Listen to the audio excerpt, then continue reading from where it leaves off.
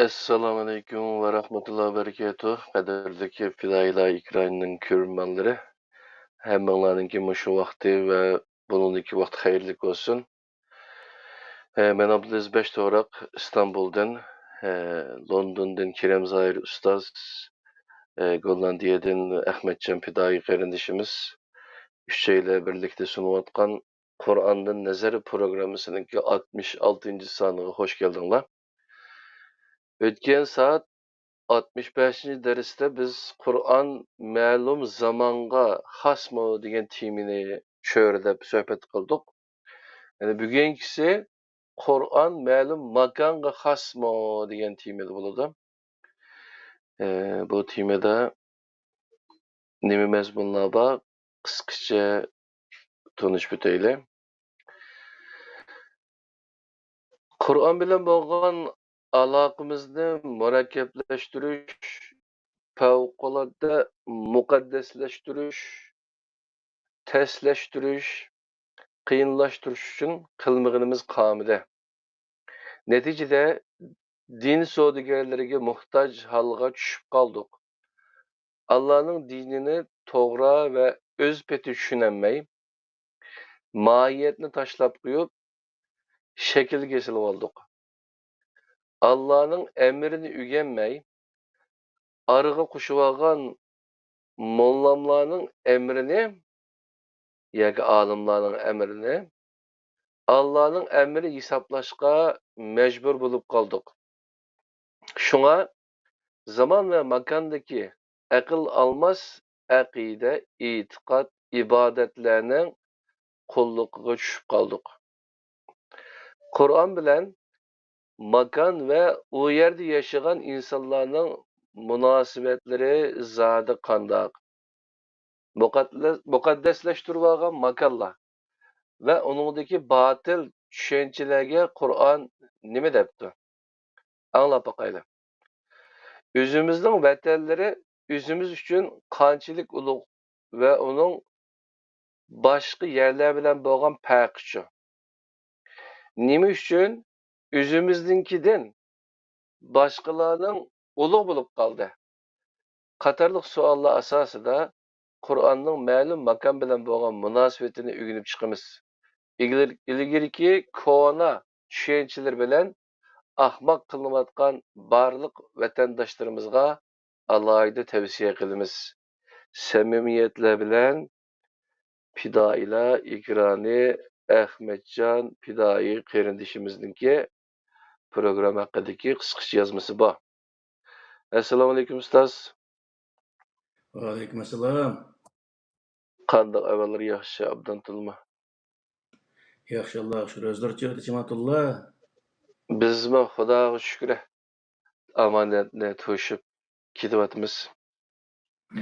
Hem o'tgan soatda shu zaman to'g'riliq to'xtalib o'tdilar. Bugun makon tushunchasini Qur'on bizga qanday tushundirdi? Qur'on bilan qanday nazar tashlaymiz? Söz o'zlarida ustoz. Assalomu alaykum dunyodagi qaysi joylarda hurmatli qarindoshlar, hammalaringiz shu vaqt xayrli bo'lsin. Bu uzundan birisi talash tortishib kelayotgan bir masala. Yuqorida qarindishimiz Abdulaziz Beshto'roq degandek nurg'un narsalarni makonga, zamonga va shu yerdagi millatga munosabatli qilib dinga kirdirib olgan, aralashtirib olgan ishlar nihoyat ko'p. Shuning uchun biz buni ayrim holda Qur'on zamonga mansubmi deganning o'zini qisqa chiqib tugatdik. Endi bugun Qur'on bir makon xosmi degan mavzu ustida to'xtalamiz. Astag'firullah. Bir qism kishilar yana bir qism yani ko'p yani bu odamning bir qism deganimiz bilan hozirgi shu 2 milliardga yaqin musulmonlar ichida nurg'un insonlar Qur'oni Karimni shu Makka Madina atrofiga xos arablarga tushgan degan mundaq ko'z qarashdagi insonlar nihoyat ko'p. Buningga qaysi oyatni dalil qiladi degan vaqtda Sura An'amdagi 92-oyati va haza kitabun anzalnahu musaddiqul ladzi bayna yadayhi va litunzira ummal qura va man havlaha degan mushu oyatning o'zini dalil qildi. Yani Allah Teala mush mübarek Kur'an-ı Kerim düşürgenligini, bu mübarek Kur'an bilen Peygamber Aleyhisselam'a Mekke ve Mekke'nin etrafındaki kişilerin gözünü agahlandırgan dep özü degan buyruqni berganligini. Bununla asasen bu Kur'an-ı Kerim Mekke ve Mekke'nin etrafındaki insanlığa düşken bir kitap ekanligini, yani xas bir kitap ekanligini, aşağıya xas kitap ekanligini ve bunu başka insanlarınki din qilib olishga ehtiyojning yo'qligi yoki xatoligi din qilib olish. Mushundaq o'zi tushunchada tushunib, undan keyin mush oyatni maqsadini keltirib turib, bizniki dinimiz emas o. Arablarning dini. Yoki arablarning bo'lgan taqdirdami Makka Madina atrofidagi insonlarning, bo'lib Makka atrofidagi insonlarniki dini. Qur'ondagi mushu وَلِتُنْزِرَ أُمَّ الْقُرَى وَمَنْ حَوْلَهَا degan mush oyatga asosan ve Mekke'nin etrafındaki insanlarni agahlandırgan deb tushgan bo'lg'achqa bu aşağı xos deydigan mundaq ko'z qarashdiki insonlarimiz mavjud. Uyg'urlarning orasida va boshqa nurg'un millatlarning orasida bundaq ko'z qarashlar mavjud.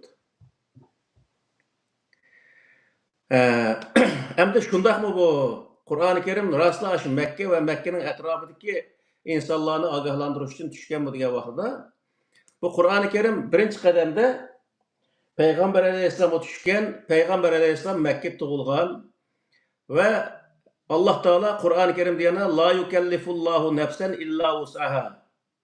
Her insanı Allah Teala özünün taqat yetdiğen iş buyuruydu, teklif kılıdı diyen ayetke asasen Peygamber Aleyhisselam taqat yetdiğen nas nemi dediği vaqtda Kur'an-ı Kerim'ni yetkizişte Mekke'deki vaqtda Mekke ve Mekke'nin etrafındaki insanlara yetkiziş qo'ldan keladi.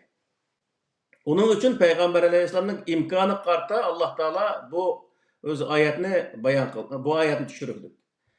Peygamber Aleyhisselam Mekke'de 13 yıl turup Medine'ye köşken vaqtda, Medine'ye hicret qilgan vaqtda Allah Teala Kur'an-ı Kerim'de yani qaytadan sen Medine ve Medine'nin etrafındaki kişilerini agahlandırgın degan ayetni tushunmagan. Nima uchun degan vaqtda Peygamber Aleyhisselam şu Mekke ve Mekke'nin etrafındaki insanlarımızın agahlandırgın degan ayetga asasen özü Medine'ye borgandan keyin bu ayetning o'zini tatbiqlab bu ayetning hukmiga o'ziniki ish harakatlarini tatbiqlash orqali men hozir Medine'ga keldim.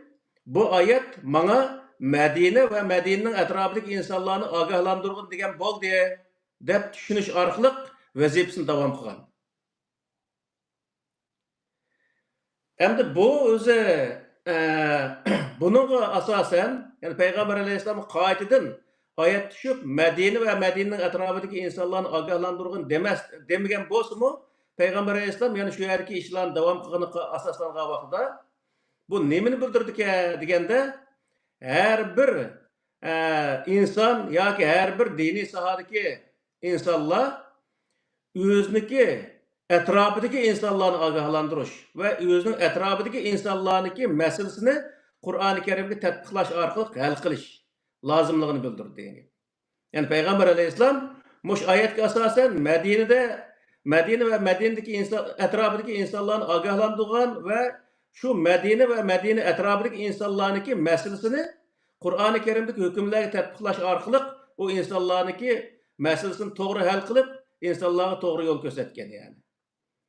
Bundan biz aniq bilib olamizki, her bir diniy sohadagi insonniki qilgan vazifasi, qilgan ishi nima degan vaqtda o'zi turayotgan yerdagi va uning atrofidagi insonlarni ogohlantirish va shu yerdagi masalalarni Qur'oni Karimni tatbiqlash orqali shu yerdagi insonlarga to'g'ri yo'l ko'rsatish lozimligini bildirdi degan.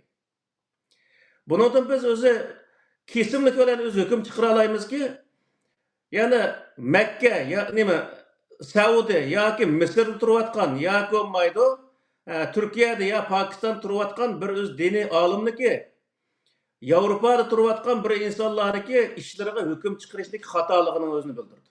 Ya'ni jamiyatda bo'layotgan ishlarga qarata u yerga ishga hukm chiqarishniki xatoligini bildirdi. Nima uchun degan vaqtda u yerga ishlarning o'zini to'liq bilmay turib, falon yerda o'ltirib ekan, ko'li bir o'zi Umayya Abbasiya sulolasi yezib qo'ygan narsaga qarab lekin u yerda fatvoni berish u to'g'ri kelmaydi degan gap.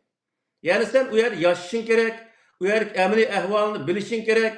Undan keyin o'zi uningga u masalalarni Qur'onga serish orqali insonlarga to'g'ri bir yo'lning o'zini, to'g'ri bir tushunchani bera olishing kerak. Bu o'zi nihoyat bak o'zi nima bizda o'ljagan bir masala, masalan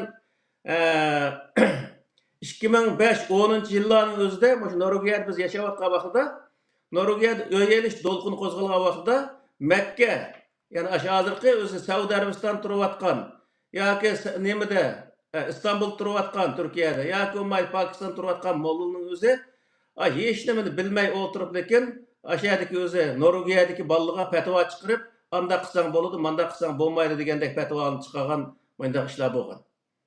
Ya'ni buniki o'zi bir diniy olim bo'lish salohiyatini yo'qotganlik hisoblanadi. Chunki diniy olim bo'lish degani amaliyotni bilish va amaliyotga uyg'un so'z qilish va amaliyotni Qur'oni Karimga to'g'ri tatbiqlash orqali millatga to'g'ri javob berish.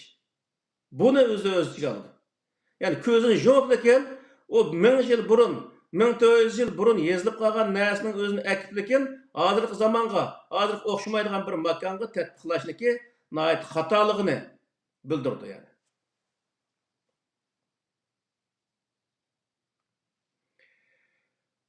Biz shariat degan o'zi mavzuda uningdagi shu olib o'tib ketgan o'zi Qur'on bir zamonga xosmi degan suhbatda o'tirib qo'ygandek Qur'oni Karimda o'zgarmaydigan 3 ta narsa bor. U bo'lsa-mu Qur'oni Karimdagi aqida, ibodat va prinsiplar o'zgarmaydi. Bu prinsiplar dunyoniki qanday bir yeriga borsak, shu ya'niki amaliy ahvolning o'zini shu prinsip serish orqali hukm chiqarsak, u narsa nihoyat to'g'ri chiqqan bo'ldi. Shuning uchun biz boshqa bir yerda yashab o'tib, u boshqa ya'niki, ya'ni Saudiyada yoki Misrda yashab o'tib, u Yevropadagi bir davlatdagi amaliy ahvolning o'zini bilmay turib, u yerdagi o'zi u insonlarniki, u yerdagi iqtisodiy ahvol, jamiyat ahvolining o'zini hech narsani bilmay turib, hech narsadan xabarimiz yo'q holatda uning o'zi hukm chiqarish bu Qur'oni Karimdagi shu prinsiplarga uyg'un harakat qilmaganlikni ko'rsatib degan.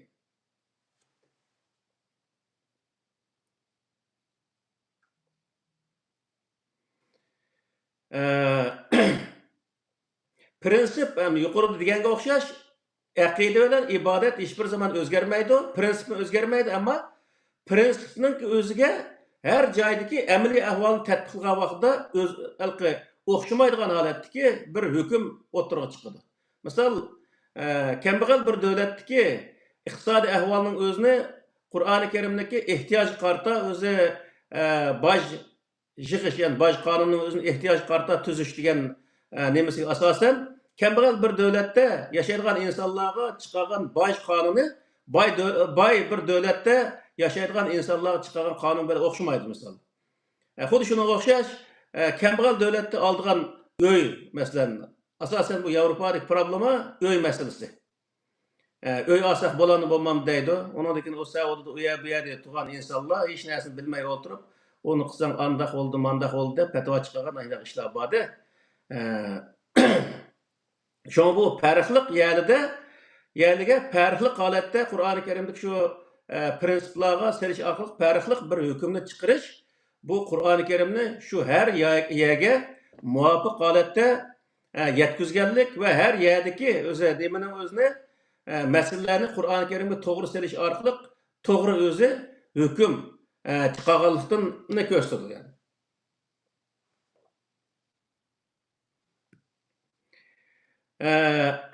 Yani biri Qur'oni Karim Araplarga tushgan. Yani nurg'un insonlar bor, Arablarga tushgan, Arablarniki madaniyatini, Arablarning urf-odatini, Arablarning masalasini hal qilgan. Qur'oni Karimda zaten shu masala bor. Qur'onni shunday o'qiydigan bo'lsak, Arab yerim oralida masalan Payg'ambar alayhissalom zamonasida bo'lgan voqealikning hammasini yig'ib qarasak, uni 5-6 pora chiqdi deb o'ylayman men taxminan. Shuning hammasiga yig'inchoq qilgan vaqtida hammasi shu Arab yerim oralida Makka, Madina va uning atrofidagi Arablarniki jamiyatida bo'lgan masalalarni hal qildi. Hal qilgan ya'ni shu vaqtda. Undaq bo'lgandan keyin bu masala qanday qilib bizga to'g'ri keladi deb uning uchun biz Qur'oni Karim u Arabning madaniyati, Arabning urf-odati va Arabning u zamondagi ish harakatlariga bizniki ish harakatlarimiz, hozirgi ish harakatlarimiz, madaniyatimiz, urf-odatimiz to'g'ri kelmaydi. Undaq bo'lgandan keyin bu din Arabning dini deydigan bundaq ko'z qarashlar bor. Bunun o'ziga qanday javobi qanday degan vaqtda Qur'oni Karim o'z zamonasida shu Qur'oni Karimdagi prinsiplarga asoslanib turib, Arabniki shu zamondagi jamiyatda bo'layotgan masalalarni Qur'oni Karimdagi shu prinsiplarga tatbiqlash orqali jamiyatni to'g'ri o'z javob bilan javoblantirgan va masalani to'g'ri hal qilgan bo'lsa, ham hozircha degan vaqtda biz hech bir zaman u qilgan ishlarning o'zini yani Arabniki shu tuprog'ida shu zamonda bo'lgan ishlarga masalamizni hal qilmaymiz, tatbiqlamaymiz.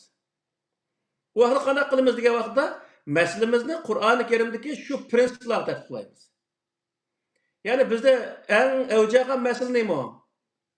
Degan vaqtda eng avjagan masala shu zamondagi Arablarniki yoki Payg'ambar alayhissalomning sahobalarniki, tabiin, tabiiy tabiinlarniki qilgan ish harakatlariga degan gap so'zlarga masalamizni tatbiqlash orqali hukm chiqarish odatga aylangan. Bu butunlay xato. Payg'ambar alayhissalom qilgan ishi olsun, masalani shu vaqtdagi masalaning Qur'oni Karimdagi prinsiplarni tatbiqlash olsun, shu zaman va shu makondagi jamiyatga muvofiq holatda shu ishni o'zini qilib olgan. Endi bu degan vaqtda bu boshqa millatniki jamiyatiga to'g'ri kelmaydi. U vaqtda qanday qilamiz degan vaqtda u vaqtda har millat o'z jamiyatida bo'layotgan masalalarning o'zini Qur'oni Karimdagi prinsiplarga tatbiqlash orqali hukm chiqargan vaqtda to'g'ri o'zi hukm chiqargan bo'ladi, millatlarning o'zini to'g'ri yetaklagan bo'ldi. Biz yuqorqi yana o'tgan suhbatda deb o'tgandek, o'sha shariat degan vaqtning o'zida misol 4 o'zi mazhabniki Abu Hanifa, İmam Ahmad, İmam Şafii, İmam Maliklarniki o'zi nimasini shu mazhablarni bir kitobga to'plab, uni degan aning mandaq bo'lganligi uchun a to'g'ri, maning mandaq bo'lgani uchun ma xato, anda mandaq degandek o'zi talash tortish qilib qo'ygan bir Sharh va Qoida degan bir kitob bor. Hidoya degan bir kitob bor. Bu kitobligimi bu narsalarning hammasini bir kitobning ichiga to'plash asli to'g'ri narsa emas. Nima uchun degan vaqtda 4 joyda chiqargan hukmlar, chiqarilgan hukmlar. 4 kitob, 4 mazhabniki chiqargan hukmlari 4 joyda chiqarilgan hukm. Uning o'zini bir yerga bir kitobning ichiga akib turib, uning o'zini birlashtirib, uningdan mandaq deyish xato. Bu kitobning ichida chiqargan hukmning ichida nurg'unlari Qur'oni Karimdagi o prinsiplarga to'g'ri kelmaydi. Lekin bu yana bir masala. Endi birinchi masala nima degan vaqtda o'xshamaydigan yerlarda chiqarilgan hukmlarning o'zini akilib bir kitobning ichiga akib turib, uning o'zini talash tortishga aylantirish o butunlay xato bir narsa. Uning uchun har joydagi jamiyatdagi amaliy ahvolining o'zini yaxshi bilib turib, Qur'oni Karimga shu jamiyatda bo'layotgan masalalarni saqqa vaqtda u yerdagi narsa farqli chiqadi. Masalan, boy davlat degandek, boy davlatdagi iqtisod tuzum bilan kambag'al davlatdagi iqtisod tuzum farqli chiqadi. Nima o'zi ma'rif saviyasi yuqori davlatlar bilan ma'rif saviyasi tuvan davlatlarniki ma'rif sistemasi farqli chiqadi. O'xshamagan qo'shni xulumlarga ega bo'lgan davlatlar bilan o'xshamagan, ya'ni boshqa o'zi o'xshamagan qo'shni xulumlarga ega bo'lgan davlatlarniki siyosiy o'zi prinsiplari, siyosiy qonunlari ham farqli chiqadi ya'ni. Shuning uchun bu yerdagi narsa nima degan vaqtda farqli o'rinlarga har sohani nazarda tutgan holatda hukm chiqarish, bu o'zi Qur'oni Karimning shu prinsipga asosan hukm chiqarish chiqargan vaqtda farq chiqadi.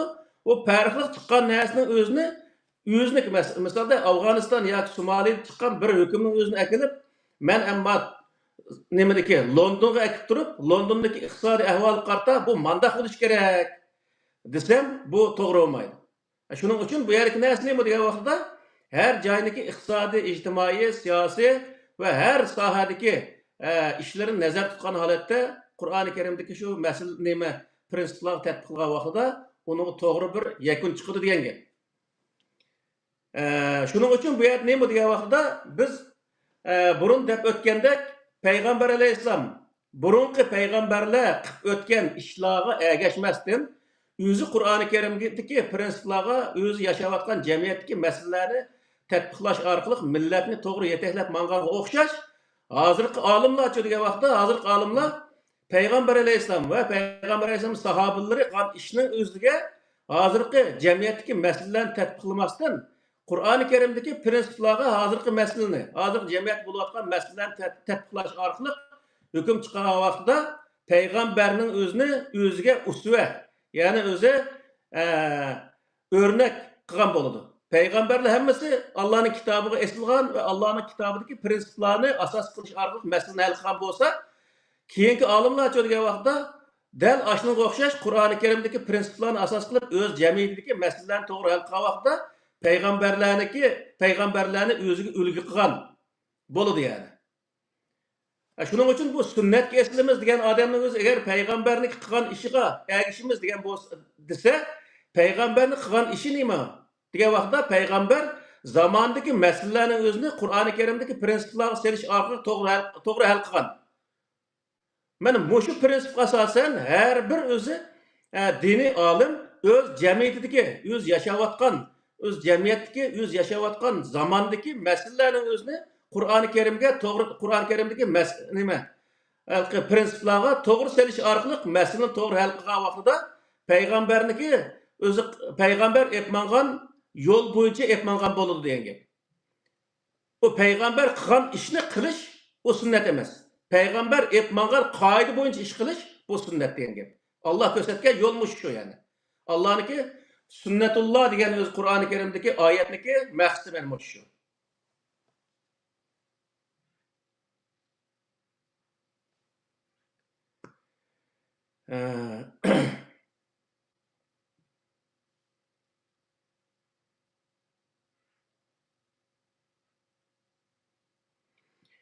Endi bir qism qarindoshlarimiz Qur'oni Karim Arab tuproqlari tushganligi uchun u Arab tuproqlari ash Qur'on tushdi deb o'tirib, u ulug' bo'lamdi degan manda savolmi kelibdi meniki shu shaxsiy nimalarimga. Shu hozir makonda zamonda deganiki bunday gaplar meniki nimalarim kelibdi. U hargiz undaq bo'lmaydi. Biz masalan Ramazon haqida so'zlagan vaqtida shuni bayon shu to'g'riliq to'xtaldik. Ya'ni Qur'oni Karim tushgan kecha emas, u kechada tushgan Qur'on ulug' u yerda dedik. Xuddi shunga o'xshash Arab tuprog'i Qur'on tushganligi uchun Arab tuprog'i ulug' emas. Arab tuprog'i tushgan Qur'oni Karim ulug'. Onun uchun bu yerki narsa nima degan vaqtida Qur'oni Karim Allohning so'zi, u har bir insonniki beshining ustida yeri bo'lish kerak. Ammo tuproq kelgan chaqda, millat kelgan chaqda, ya'ni Arab millatiga Arab tuprog'i kelgan chaqda degan vaqtda Arab tuprog'i dunyodagi bizniki tuproqlarimiz yoki boshqa millatning tuprog'idan hech qanday farqi yo'q. U tuproqda o'z vaqtida Abu Jahl o'xshash insonlarmi o'tgan, Abu Lahab o'xshash insonlarmi o'tgan, payg'ambar alayhissalomga o'xshash o'zi payg'ambarlarmi o'tgan, Abu Bakr Umarga o'xshash o'zi sahobalarmi o'tgan. Bizniki vatandami neni katta insonlar o'tgan va neni munofiqlar o'tgan. Xuddi shunga o'xshash u tuproqda hech qanday o'zi o'zgarish yo'q. U tuproq degan inson dastlab yashaydiganligi, ammo bir narsa tushishi bilan u tuproq ulug' bo'lib qolmaydi. Bir narsa tushmaslik bilan u tuproq desa, u nihoyat o'zi qadr qimmatini yo'qotgan bunda holat bo'lmaydi. Qadr qimmati, tuproqniki qadr qimmati faqat o tuproqni yaxshi qo'g'dash bilan bo'ldi. Dunyoda insonlar, har inson, har yoki millat o'z tuprog'ini yaxshi qo'g'dab, o nemisinin tuprog'ini yaxshi gullantirib, chiroyli o'zi yasab, qilgan vaqtda uni qadrlagan bo'ldi. O tuproqning qadr qimmati shu yerda bo'lgan bo'ldi. O tuproqning qadr qimmatiga yetmay, u yerning o'zining uning uchun kurash qilmay, bunday qilsa, o tuproqniki o'zi o odamning oldida qadr qimmati yo'q bo'lgan bo'ldi. Andaki o odam o'ziniki qadr qimmatini shuning bilan yo'qotgan bo'ldi.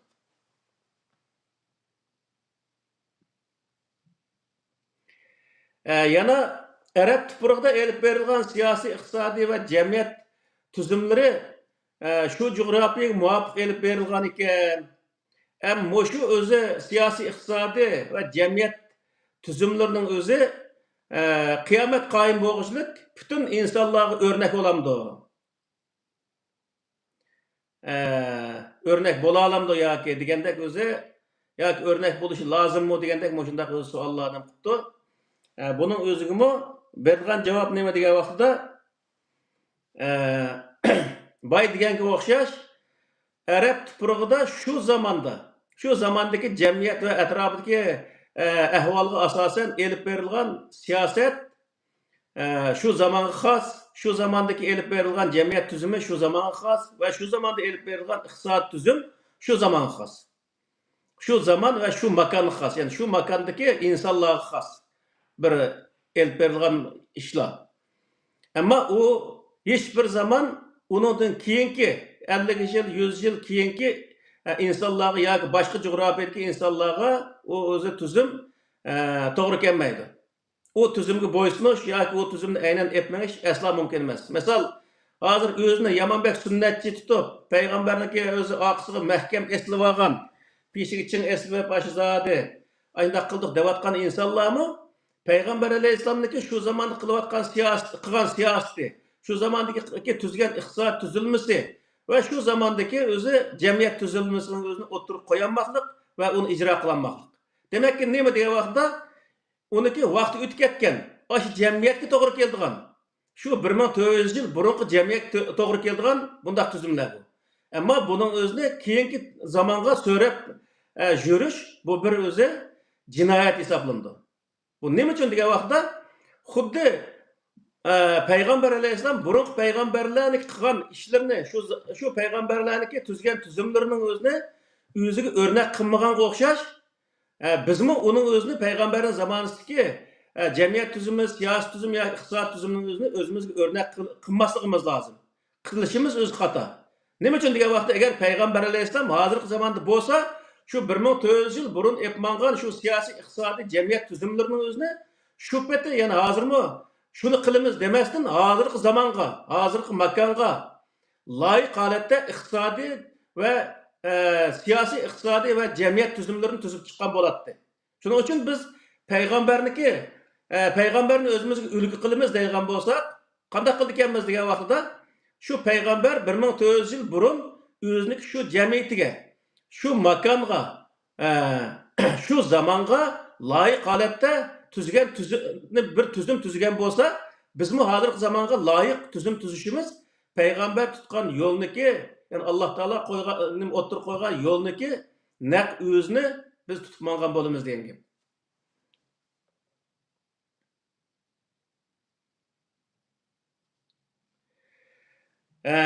Yana Qur'oni Karim Arab tuprog'ida tushganligi uchun uning ichidagi inson, hayvon, tog' toshlar, meva-chevalar, masalan, suv, barliq narsalar boshqa yerdagidan ulug' bo'lamdi debdi. Bu boy deganga o'xshashli bir javob, yana u xos degan vaqtda u yerda ulug' bo'lgan narsa o'sha tushgan Qur'oni Karim. Hamda u tog' toshlar, u yerdagi tuproq, u meva-chevalar degan vaqtda u shu meva-chevalardan, shu suvdan, ya'ni zamzam suvi deymiz, yomon ulug'lab ichida qahvani, zamzam suvi deymiz, xo'mi deymiz, ashlarning o'zini payg'ambar alayhissalom zamonida va undan burun shu Makka mushriklari yeb yurgan, shular o'zi ko'chatini quyib, o'sha yerda meva ko'rdigan narsalar. Misolda shu mevalardan, ya'ni shu kofirlik qo'ygan, ya mushriklik qo'ygan shu mevadan payg'ambar alayhissalom yegan shu vaqtda. Mushriklar şu o'zi daraxtni cho'ngayt nima o'stirib qilgan bo'lsa, shundan keyin payg'ambar alayhisalom yegan misolda. Demak, bu yerdagi narsa nima degan vaqtda u meva, u tog'i toshlar, hayvonotlar, suv, hech qanday ziroatlarniki hammasi butun dunyodagi boshqa yerdagi ziroatlardan, meva-chevalardan hech qanday farqi yo'q. Ya'ni buni Ramazon babida bir qur deb o'tdik. Misol Ramazonda iftor qilgan vaqtida bizni o'g'im paydo bo'lib qoladi undaq narsalar. O'sha yerda zamzam suvi deb sotadi ekan, 1 litr suvni akifligi 10 litr yo 100 litr narsaga aralashtirib ekan, uning o'zini İsa alayhisalomniki suvi deb bitem suvga 100 litr, 1000 litr suvni aralashtirib balını 5-ni yuydigan bir qoida bor. Xuddi ashunga o'xshash, ashlardan o'ginib uning o'zini shu Makkadan o'zi 1 litr yo 10 litr suvni akelsa, bütün Ramazonda yetkidek suvga aylantirib, anadaki 1 litrning o'zini o'sha yerda 5 sterlindan sotadi. O'sha yerda 5 litr suvni epdiki 15 sterlinga epdi.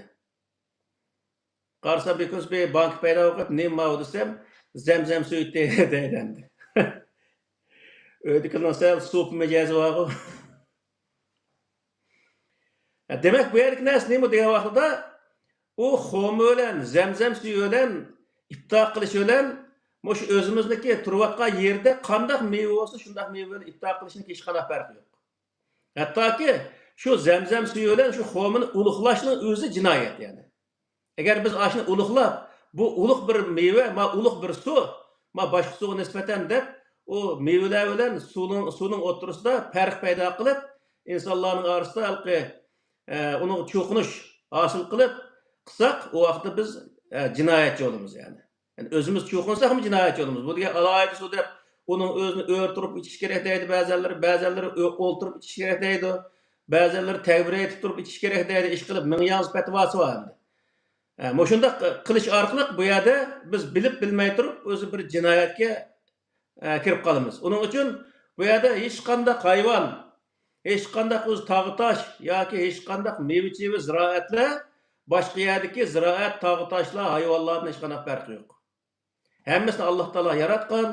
U yerda o'zi arablar o'zi yaratib olgan yo arabniki alohida boshqa bir xudosi bo'lib, u xudo yaratgan bunday bir ish yo'q.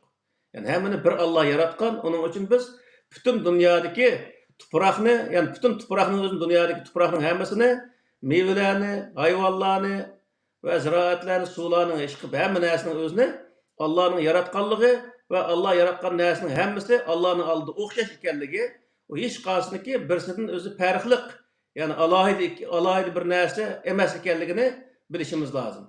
Shuning uchun bu narsalar shu makonda Arabning tuprog'ida xoma, zamzamning o'zi shu tuproqda bo'lganligi uchun insonlar ashning o'zini qadrlab ichidi. Endi u zamzamning o'zi deganda Makkada insonlarniki hayot manbasi. Ash suv bo'lmasa hayot kechira olmaydigan gap endi. Uning uchun uni qadrlaydigan gap. Har millat demakki bu yerda nima degan vaqtda o'ziniki narsalarni qadrlash, u nihoyatda yaxshi bir ish. Ammo qadrildim deb uni cho'qinish darajasiga opirish bu butunlay xato.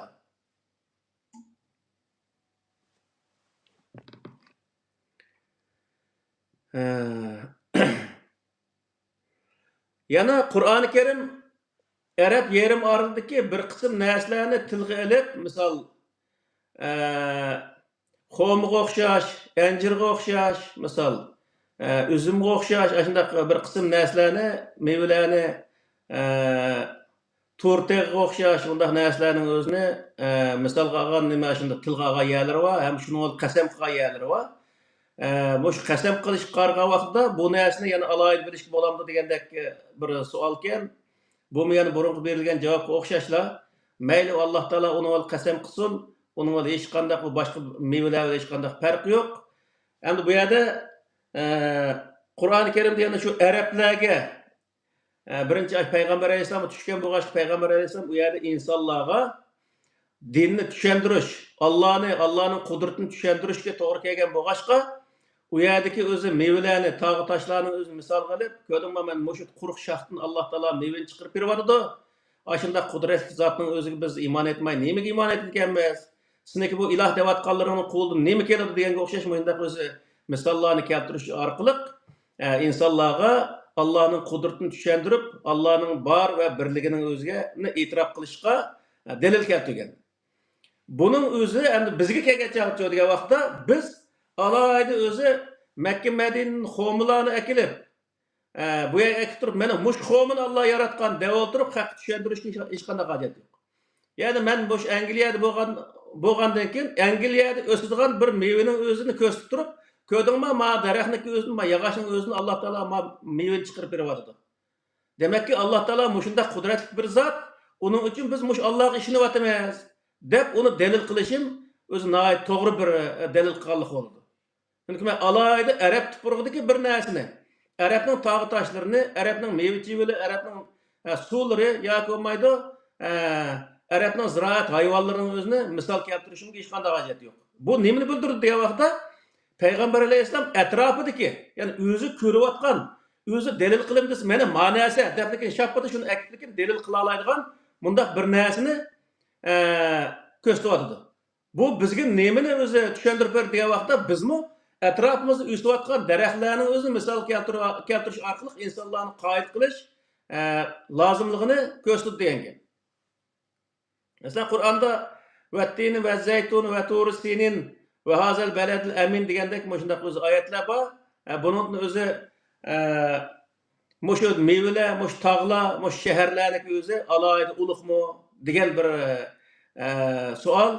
Buningga hech qanday uniki ulug' bir yer yo'q. Ulug' bo'lgan narsa shu tushgan Qur'onniki aqida, ahkam ve aqida, ibadet ve prensiplerine amel kılış bu en ulug' bir iş yani. Yani bir sualın özü nima uchun insonlar yani Mekke Mukarrama, Medine Munavvara, Beytul Muqaddas deb ataydi deydemdi. Elbette endi Araplar uni qanday atsa bo'ladi endi o'ziniki tuproq bo'lgandan keyin uning o'zini nihoyatda e'tiborlab ulug'lamagan taqdirda e'tiborlab ashuni o'zini nihoyatda o'zi qimmatini bilib Makka Mukarrama demdi, Madina Munavvara demdi, nima desa ular yarışıdı. Bu shu tuproqda yashayotgan insonlarniki shu tuproqning qadr qimmatini bilganlikniki bir alomat bo'lib hisoblanadi. Endi bizcha degan vaqtda biz Uyg'urlar misol ulug' vatan, ona vatan misolda deganga o'xshash shundaq o'zi azizani Qashqar deganga o'xshash shundaq o'zi aziz vatan yoki deganga o'xshash shundaq o'zi so'zlar bilan vatanni ta'riflaymiz. U nima degan bo'ldi degan vaqtda bizningmi o'zi o'zimizniki vatanimizning o'zini ulug'lash emas, qadrlash. Qadrlashni bilishimizniki lozimligini bildirdi.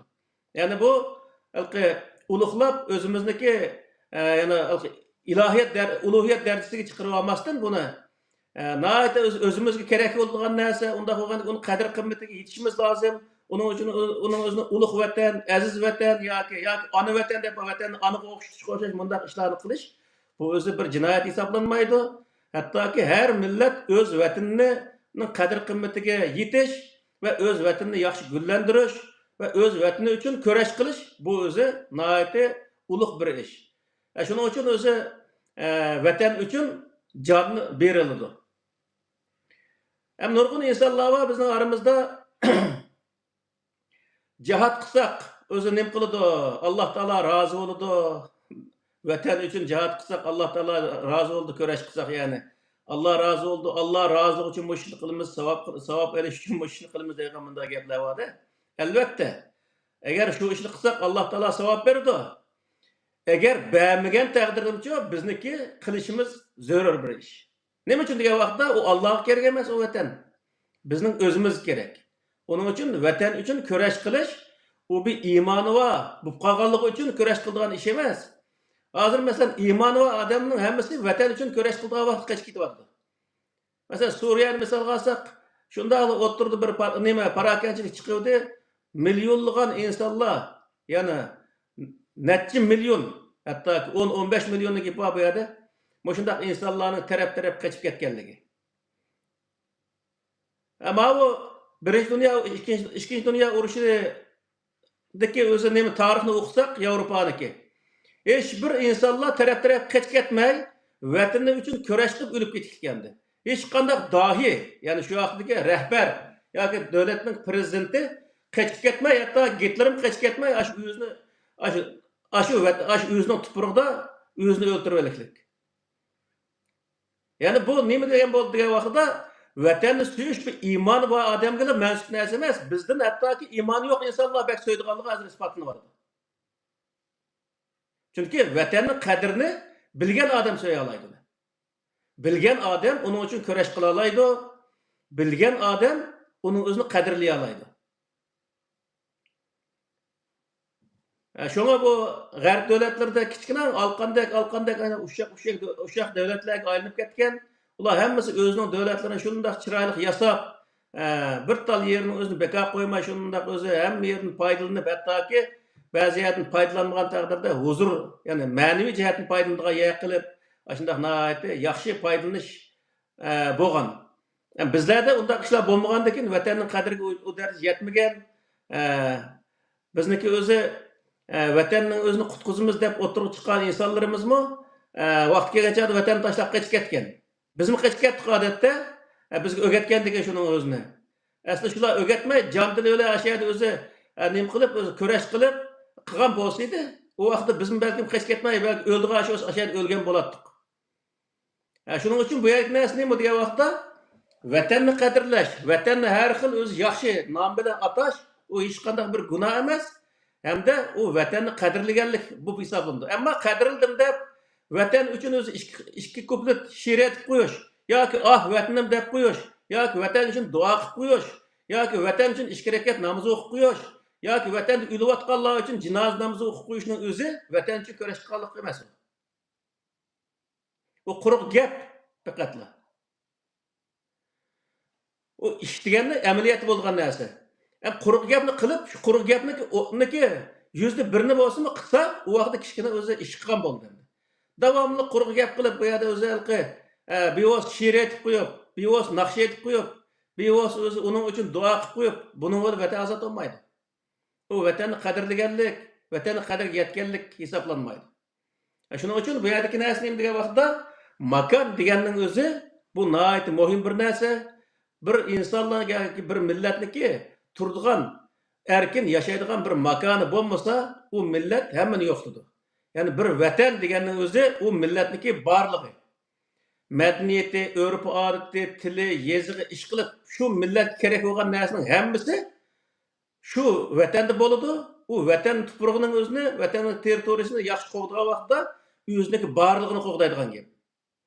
Shuning uchun payg'ambar alayhissalom Madinada o'zi Xandak urushi bo'lgan vaqtda shu osh turuqlig'in hamma insonning qo'sig'i shunday o'zi bir hassa oshgan bo'lsa, payg'ambar alayhissalom qo'sig'i 2 hassa echib ketishlik. Butun shu yerdagi askarlarning o'zi qo'sig'iga bir taldan tosh bog'lasa, payg'ambar alayhissalom 2 tal tosh bog'lab turib, shu Xandakni ko'lab qo'yib turib oldiga shu dushmanlar bilan o'zi dushmanga taqobil turib, shularning o'zini oxirsida yengib, vatanning o'zini qo'g'dab qolgan. Ya'ni vatanni tashlab qochib ketgan emas. Agar shu vaqtda payg'ambar alayhissalom shu Madinani tashlab qochib ketgan bo'lsa, o payg'ambar alayhissalom oxirida ma'nodan bir odam qolmaydi. Qo'yava buni qo'ng'ib boq gaplashgan vaqt qochib ketgan bunday odam nima keragi bor deydi. Bizning o'z tarixda o'tgan dohiylarning shu rahbarlarimiz vatanni tikatgan vaqtda hech bir zaman aziz bo'lmaganki. Men nemisini o'qib chiqdim. Aziz bo'lmaganki. Shu yerda o'zi shu vatan degan gap bilan o'lib ketgan, odatda hech bir zaman aziz bo'lmaganki. Demak, vatansiz odamlar hech bir zaman aziz bo'lmaydi. Qur'oni Karimda bir oyat bor. Ularning o'zini surgun qilganda degan oyatning o'ziga mahshar degan o'zi bir kelimani keltirdi. U mahshar deganning o'zi qiyomat kunisi insonlar to'planadigan bir yer. Bütün insonlar to'planadigan yerni mahsharga deydi. Ya'ni to'planadigan o'rin. U yer nihoyat dahshat bir ishlar bo'lgan bir o'rin. Endi bu dunyoda insonlar o'zi vatanini tashlab qochib ketgan vaqtda, ya'ni ularning o'zini vatanni qo'lgan vaqtda, ularga nima uchun bu kelimni ishlatadi degan vaqtda insonniki, ya'ni vatanni tashlab chiqib ketgan insonniki qiyamati vatanning bo'sig'isidan shunday chiqqandikinlar boshlandi degan gap. U inson hech bir zaman qadr qimmat olmaydi uniki. Texi o nimada to'pildi so'zlayotdi. G'arb davlatlari bizni shu o'ziga Yevropa akini o'lib, assimilyatsiya qilib, o'sha yerda o'ziga o'zgartirib olish uchun hech qanday qadamga ehtiyoji yo'q. Men bu Yevropada yashayotgan hozirgi vaqtda 22 yil oldi. 23 yil olib qoldi.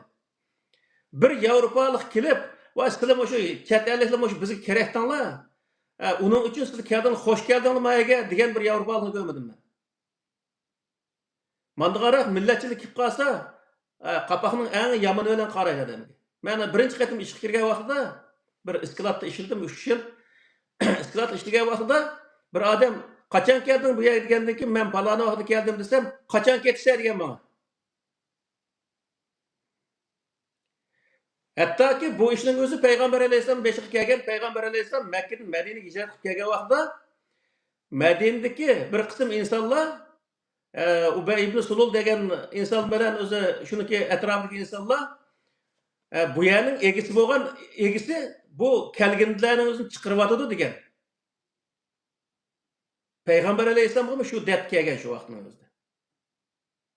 Hech bir zaman bir odam yeyotgan nonga sherik bo'lim deb kelgan odamni u nonning egisi yaxshi ko'rmaydi. Bir uyga kelganda bir odamning uyiga kelgan mehmonning o'zini bir kun, 2 kun turadi. Bir oy, 2 oy yillarcha umri vaqi turishni hech bir o'zi inson yaxshi ko'rmaydi. Shuning uchun bütün payg'ambarlar mesela Musa alayhisalom, payg'ambar alayhisalom tatib hammasi nima qilgan degan vaqtda eng oxirida qavm qarindoshlarini elib o'z vatanini azod qilish uchun nima harakat qilgan. Musa alayhisalom misol Misrda ko'rmagan kunni ko'rib, oxirsida o'zi bu xalqni qo'liq qilishlik qanchalik o'zi zulmatli bir ish ekanligini bilgandan keyin Bani İsrailni boshlab Falastinga o'z tuprog'imizga ketmasak bo'lmaydi-ekan deb ashaga mangan. Gerçi şu vaqtda o'zini tuproqqa kelib, shu yerni azod qilmagan taqdirdami millatni shu tuproqniki bir yeriga akib qo'yib, o'sha yerda o'lib ketgan. Payg'ambar alayhisalom Makkada 10 yil turib, 10 yil 7 yil bo'lgan vaqtda, 7 yil 8 yil atrofida bo'lgan vaqtda, ki Makkaning o'zini qayta ishg'ol qilib, undan keyin o'zini qildi. Shu yerda nima deydi degan vaqtda Alloh taolo Qur'oni Karimda maqama mahmuda degan bir kelim bor Qur'onda. Maqam Mahmud degan nima degan vaqtda uni tarjima qilgan insonlar Maqam Mahmud degan o'zi Allohning payg'ambar alayhisalom qiyomat kunida Xudoni yeniga berib o'tirgan bir o'rinning o'zini tasvirlaydi. Bunda xato bir narsa bor deb aytadi. Maqam Mahmud degan nima degan vaqtda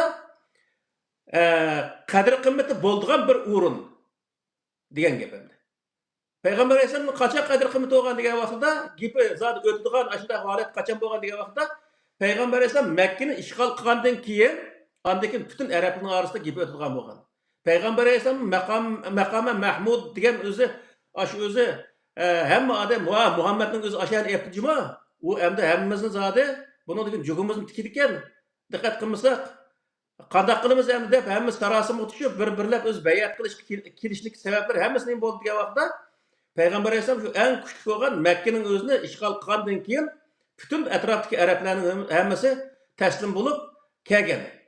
Şu Qur'oni Karimda va qalatil arabu amanna qul lam tu'minu walakin qulu aslamna degan oyatlar bor. Bu nima degan vaqtda ular voy bo'ldi biz sana ishondik degan vaqtda ular sen o'zi ishondik deganinglar demangizlar.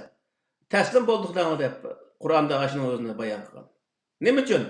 Chunki ular ayan elishdim burun biz sen so'zlayotgan narsa rostken, to'g'riken, ash narsaga biz ishondik demaganda, demak u gadagi qilish qilayotgan vaqtda undan keyin bo'ldi biz ham amanna degandan keyin bu gaping to'g'ri emas. Siz aslamlab taslim bo'ldik denglar degan. Shu yerda payg'ambar alayhisalomniki maqama Mahmuddan iborat o'zi butun insonlar e'tirof qiladigan, butun insonlar Muhammad desa dirdir titraydigan bunda holat shu vaqtda shakllangan. Demek bu nimani bildirdi degan vaqtda makoni, ya'ni har bir millat o'z vatanining o'zini qo'g'dash, qutqizish va uning uchun kurash qilish bu intayin bir o'zi katta bir ishkanligi, ulug' bir ishkanligi Alloh taolo haligi savob beradi-ki, savob bermasimi qilish o'zi lozim bir ish ekanligini bildirdi degan gap. Ya'ni musulmon bo'lish sifatimiz bilan davomli savobni umid qilish emas bu yerda. Bir ishni to'g'ri ishni qilish, to'g'ri ishni o'zini to'g'ri qilish bu nihoyat muhim. To'g'ri qilsaqlar, uningga zaten Alloh taolo savob beradi. Oldin ola biz o'zi mush ishni qilsak savob bo'ladi-ku, uning uchun biz mush ishni qilamiz deb birinchi savobni oldiga elib olish bu butunlay xato. Shuning uchun bu yerga narsa nima degan vaqtda öz vatanimizni qandaq bir ism bilan atsak bo'laverdi, qandaq o'z yaxshi ism bilan atsak bo'laverdi. U o'zi faqatla vatanimizni qadrlash, qadr qimmatiga yetish maqsadi bo'lishi lozim. Ammo asla uning o'zini u quruq gapni qilib qo'yilgan vatan deb qo'yish bilan u vatan uchun xizmat qilganlik bo'lmaydi. Yoki WhatsAppda u yerda vatan uchun so'zlab qo'yish, vatan uchun ikki tal she'r aytib qo'yish, vatan uchun duo takbir qilib qo'yishning o'zi vatan uchun o'zi xizmat qilganlik bo'lmaydi. Faqat men mushukni qilsaq yetarli bo'ldi bizga deyish bu butunlay xato. Uning o'zini faqatla biz insonlarni o'g'itish uchun qilamiz. U faqatla 100% hech qanday ishga yaramaydi deganlik emas. Ammo mush ishni qilsak yaraydi, mush yetarli bo'ladi deyish butunlay xato. Ammo shuni kishilarning o'ziga vatanniki vatan uchun kurash qilish jarayonlarini masalan uniki plan programmalarini anglatish bu nihoyat muhim. Ammo anglitib qo'yish bilan kifoyalanish bu butunlay o'zi xato. Shuning uchun biz bir tarafdan uni gapini qilishimiz lozim, so'zlashimiz lozim. Yana bir tarafdan o'z qo'limizdan keladigan ishlarni qilishimiz lozim. Qo'limizdan keladigan desa, lamzallik qilib, odatli bir ishni qilmayman, mushuni o'z qo'limda keldi deb o'ltirmasdan davomli uningdan yo'g'ini qo'limizdan kelishga harakat qilishimiz lozim. Shu vaqtda biz vatanni qutqiza olamiz. Vatanni qutqazgan vaqtda u Uyg'ur millatini barlig'ini, ya'ni yig'ib aytgan vaqtda sanab tugatib bo'lmaydi asosan, barlig'ini qutqazgan bo'lamiz. Ya'ni avlodlardan tortib hamon qutqazgan bo'lamiz. U vaqtda Uyg'ur millati tarix sahnasidan o'chmaydi degan gap. Ama yo'qolib ketimiz degan vaqtda uni o'zi mana shunday o'zi lamzallik o'ldirsak yo'qolib ketimiz. Bizni hozir bolalarimiz cho'ng'yapti. Bolalarniki bizniki vatanga bo'lgan ishtiyoqimizga nisbatan bolada 50% ga yetmam bilmaymiz. Uning bolalarning so'z aytishiga hojasiz. Shuning uchun o'zi bu yerdagi narsa nima degan vaqtda u bolalar uning ustiga davomli vatanning suyini ichib, vatanning tuprog'ida yashab, vatanning havosini tinib, nenni yeb bundaq cho'ng bo'lmagandan keyin uning bo'lgan mehr muhabbatmi ojiz bo'lgan gap. Bizni qanday qilyapti misol? Biz ba'zi vaqtda vatanga kelib chiqsa o'zi yig'lab ketamiz. Yig'lab ketgan qarta amaliy harakat qilgan kelgan chaqda mingyoz fatvoni chiqarib uning qarta harakat qilmaymiz. Harakat qilmaganlikning jazosi mana hozirgi vaqtda keldi. Harakat qilgan taqdirda to'g'ri qilmaymiz. To'g'ri vaqtda, to'g'ri o'rinda qilmaymiz. Uni qaramlachi, o'sha alt to'xtok mollani gapib kirib, ashunaki o'zi arabniki to'ttal gapini qilib bersa, Abu Bakr Umarning o'zini qahramonligining o'zini gapini qilib bersa, shuniki aqti mangan kishi bo'lib o'zicha xato bir yerga berib, xato ishni qildigan bundaq ishlar nihoyat ko'p bizda. Shuning uchun bu nima degan vaqtda yig'ib aytgan vaqtida arab tuprog'ida tushgan Qur'oni Karim arab tuprog'idagi shu zamondagi arablarniki jamiyatdagi masalalarni hal qilgan bo'lsa, biz shu Qur'ondagi aqida ibodat va prinsiplarning o'zini o'zimizga qabul qilib, o'zimizniki tuprog'idagi, o'zimizning vatanning millatida bo'layotgan, millatining jamiyatida bo'layotgan ishlarning o'zini shu prinsipga tatbiq qilgan vaqtida biz to'g'ri bir xulosaga, to'g'ri bir o'zi ya'ni javobga erisha olamiz degan gap. Shu vaqtda millatni to'g'ri yetaklab mana olamiz.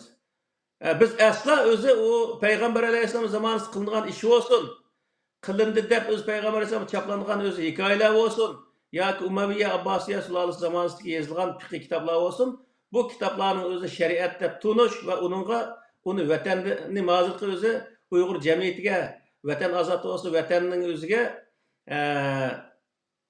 qonun qilamiz, shariat qilamiz deyishning o'zi butunlay xam xiyol, uning o'zi hozirgi jamiyat asla to'g'ri kelmaydi, chunki u qulluq jamiyatda tuzalgan bir qonun prinsip, hozirgi bir jamiyatning o'zida u aslo to'g'ri kelmaydi. Uning ustiga u jamiyatniki jamiyat taraqqiyoti, hozirgi jamiyat taraqqiyoti, u zamondagi ma'rif, hozirgi ma'rif, u zamondagi iqtisod, hozirgi iqtisod va u zamondagi siyosat, hozirgi siyosat o'xshash emas.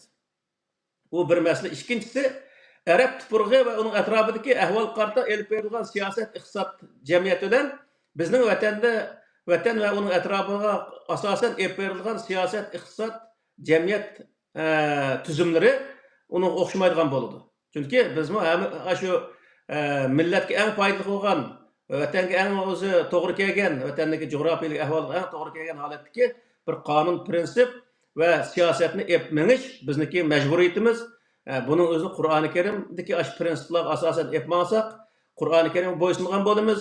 Uning o'zini adil ijro qilsak, Qur'oni Karimdagi adolatni tiklagan bo'lamiz. Ya'ni Alloh taolaning maqsadini ijro qilgan bo'lamiz degan gap endi. Xo'sh.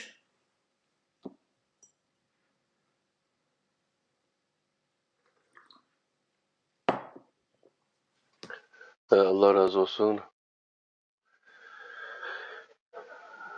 Demek şu Kur'an-ı Kerim'de biz Peygamber Aleyhisselam'la Resulullah'da usve-i hasene buluşu o fakat şu makangalam has emes bu yerdeki prensiplerini özümüzdeki vataniga, özümüzün yaşavatkan ana vatanlarimizga tadbiqlab, yani aşağıya üçün küreş kılıp şeyini qoğdab Allah'ın rızalığına yine erişkili buludu. Demek şu kadar kıskat bir kaçadı. Doğru. Endi bu yerdagi narsani degan vaqtda o'tganda bir tuzum haqida ozroq bir gapni beshinchi chiqarib qoldik, ammo maxsus bu vaqtni to'xtalamiz.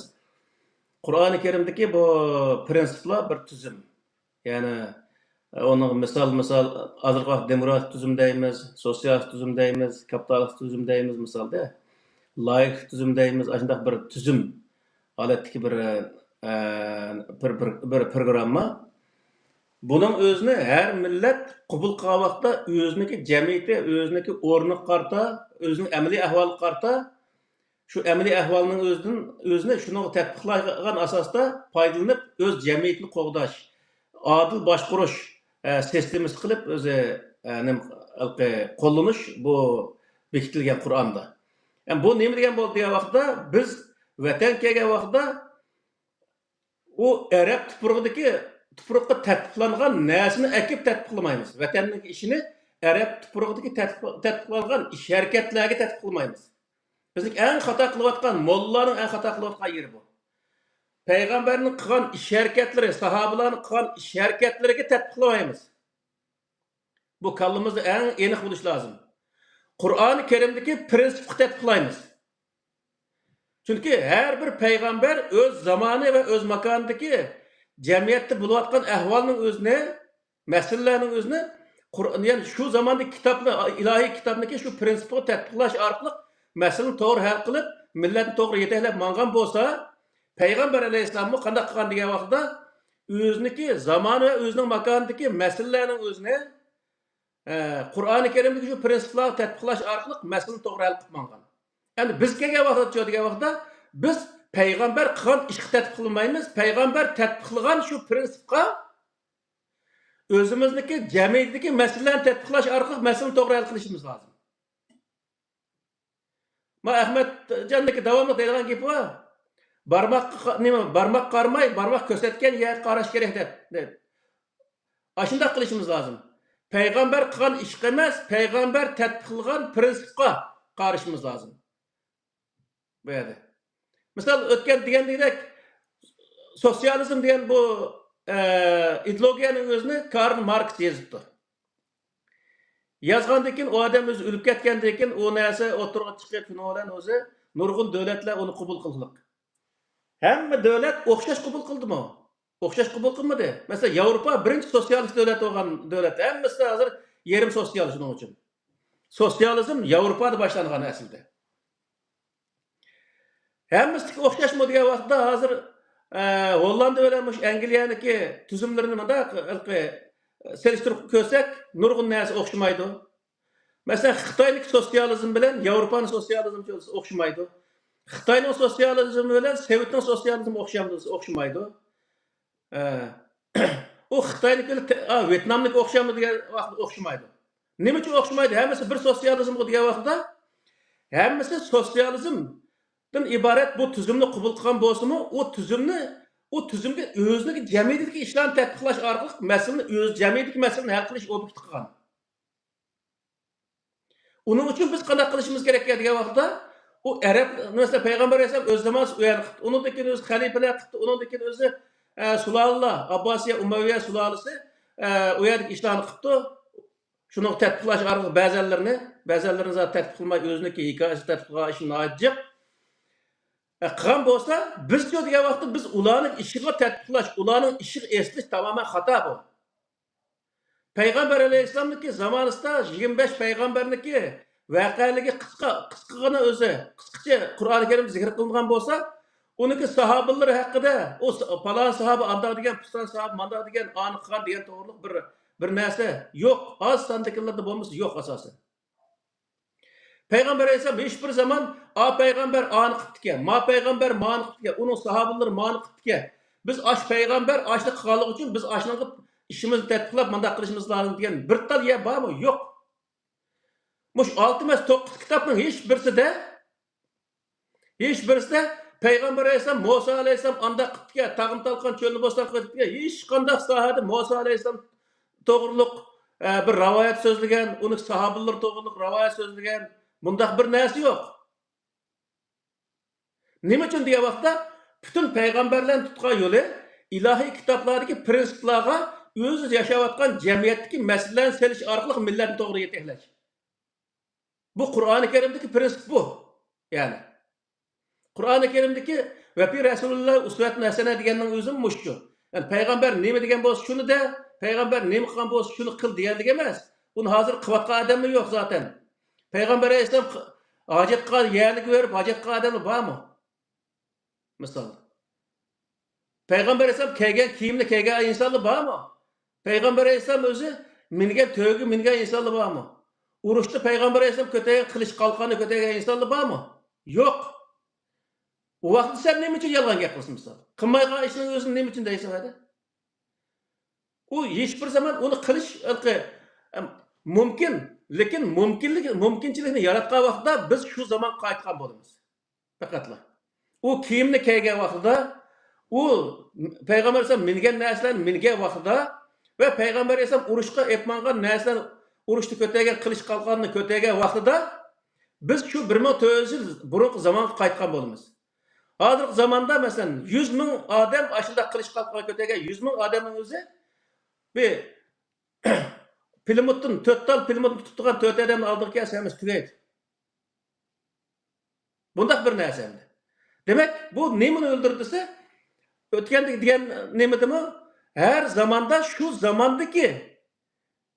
zamandaki o'zi bo'layotgan narsalarning o'zidan foydalanish. Masalan, al-Qawattin va Zaytun degan oyatning o'zidami nima alqa? Val adiyat zaban degan oyatda. La shahid degan oyat oxirisida bir kelima so'zi bor. La shahid deganning o'zi her inson yoki her o'zi nima millat o'zi shohid bo'lgan jamiyatdagi narsalardan foydalanish. Buni ko'rsatadi. Biz nima shohid bo'lyapmiz hozir bizning zamonimizda raketa, aeroplan misol, tankka, har xil o'zi urush qurollari bor.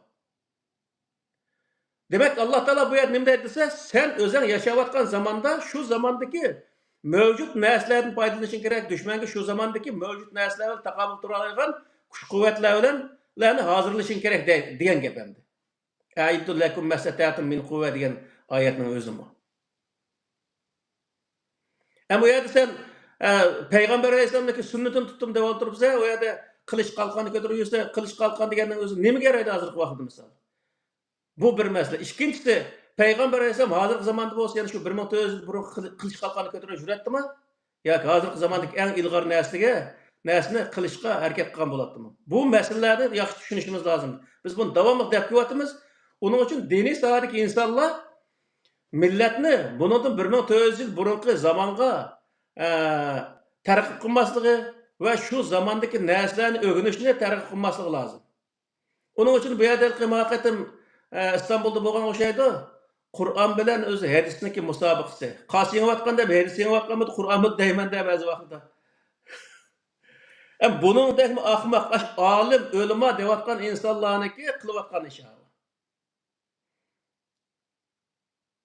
Bu endi burunqi jamiyatdagi o'rtaq bir tushuncha bo'lib qolgan narsa, davomli Alloh taolo shunday tushunchalarga xotim payg'ambar o'tish orqali xotim beriklik. Misol payg'ambar alayhisalom zamonida burunqi larniki haykallarga cho'qindigan, butlar cho'qindigan ashundaq burunqilar qilayotgan ibodat deb qildigan ashundaq bir holat bo'lganligi uchun payg'ambar alayhisalom ashuni o'zini tamoman nima qilib amaldan qoldirib şu zamandan başlap aldık qarab menişning özünü. Onun için peygamberlerin islahatçı deyimiz de. Aş öz yaşayotgan zamandan başlap aldık qarab meniş. Aqidin bir narsa öğrenmeslik. Yani. Ölükdün bir narsa öğrengil bolmaydı. Mayli o ölgen adam peygamber olsun, sahabe olsun, onu ki bizge hiç qanday bir narsa öğretemaydi azık vaqtida. Fakat onun qilib qolgan narsa nima degan vaqtida? Qilib qolgan narsa o peygamber Allah Taola'nın Kur'an'ı kitabı esilgan, bütün peygamberler Allah'ın kitabı esilgan. Ve cemiyet meselelerinin özünü şu Allah Teala'nın kitabındaki prensiplerine seliş arqılı meselelerini hal qilgan. Bizning o'rganadigan yerimiz bu. Yani. Ama ularni qilayotganning o'zini Adem Aleyhisselam o'zi o'ratlarini daraxtning yopinmoqlarida yepdiki, deb ham biz ishtak bilan yeyishib o'tib, daraxtning yopinmoqlarida o'ratni yepishga hojat yo'q. Agar Adem Aleyhisselam hozirgi zamonda bo'lgan bo'lsa, qanday qiladi desaklar, masala hal bo'ldi. Masalanda. Shuning uchun bu yerda bizniki dini alim deb o'zini atagan insonlar dini alim bo'lish salohiyatiga ega bo'lish uchun bu masalalarni yaxshi tushunish lozim. Ya'ni zamoniga loyiq odam bo'lishga targ'ib qilish lozim millatni va zamoniga loyiq bo'lgan ilmlarni o'rgatish lozim. Aqida bo'lsa-mu, masalan Qur'oni Karim aqida prinsip va ibodatlar bo'lsa-mu, masalan prinsiplarga hozirgi zamondagi masalalarni qanday solamiz? Qanday selish orqali millatni qanday to'g'ri yo'lga yetaklaymiz? Bu sahadaki meselelerni öğretiş lazım. Bundaq ilimni öğretiş lazım. Bir meselenin özünü oturup koysa, falanı mezhep an deptike, pustan sahabı man deptike, dep şu özü ming yıllar burunqi narsalarni ekilip, u yerda javob izlab yuribdi. Bundaq javob izlash hech qanday hojat yo'q. Qur'oni Karimdagi shu prinsiplarni bilsalar, shuni saqandikin javob aynan chiqadi zodi. U yerda faqatla birga ishkini qo'shsak, tang degan bir narsa qo'yilgan. Aşını to'g'ri qo'sha olsaqlar oxirgi 3 degan javob chiqadi. Boshqa hech qanday narsa yo'q.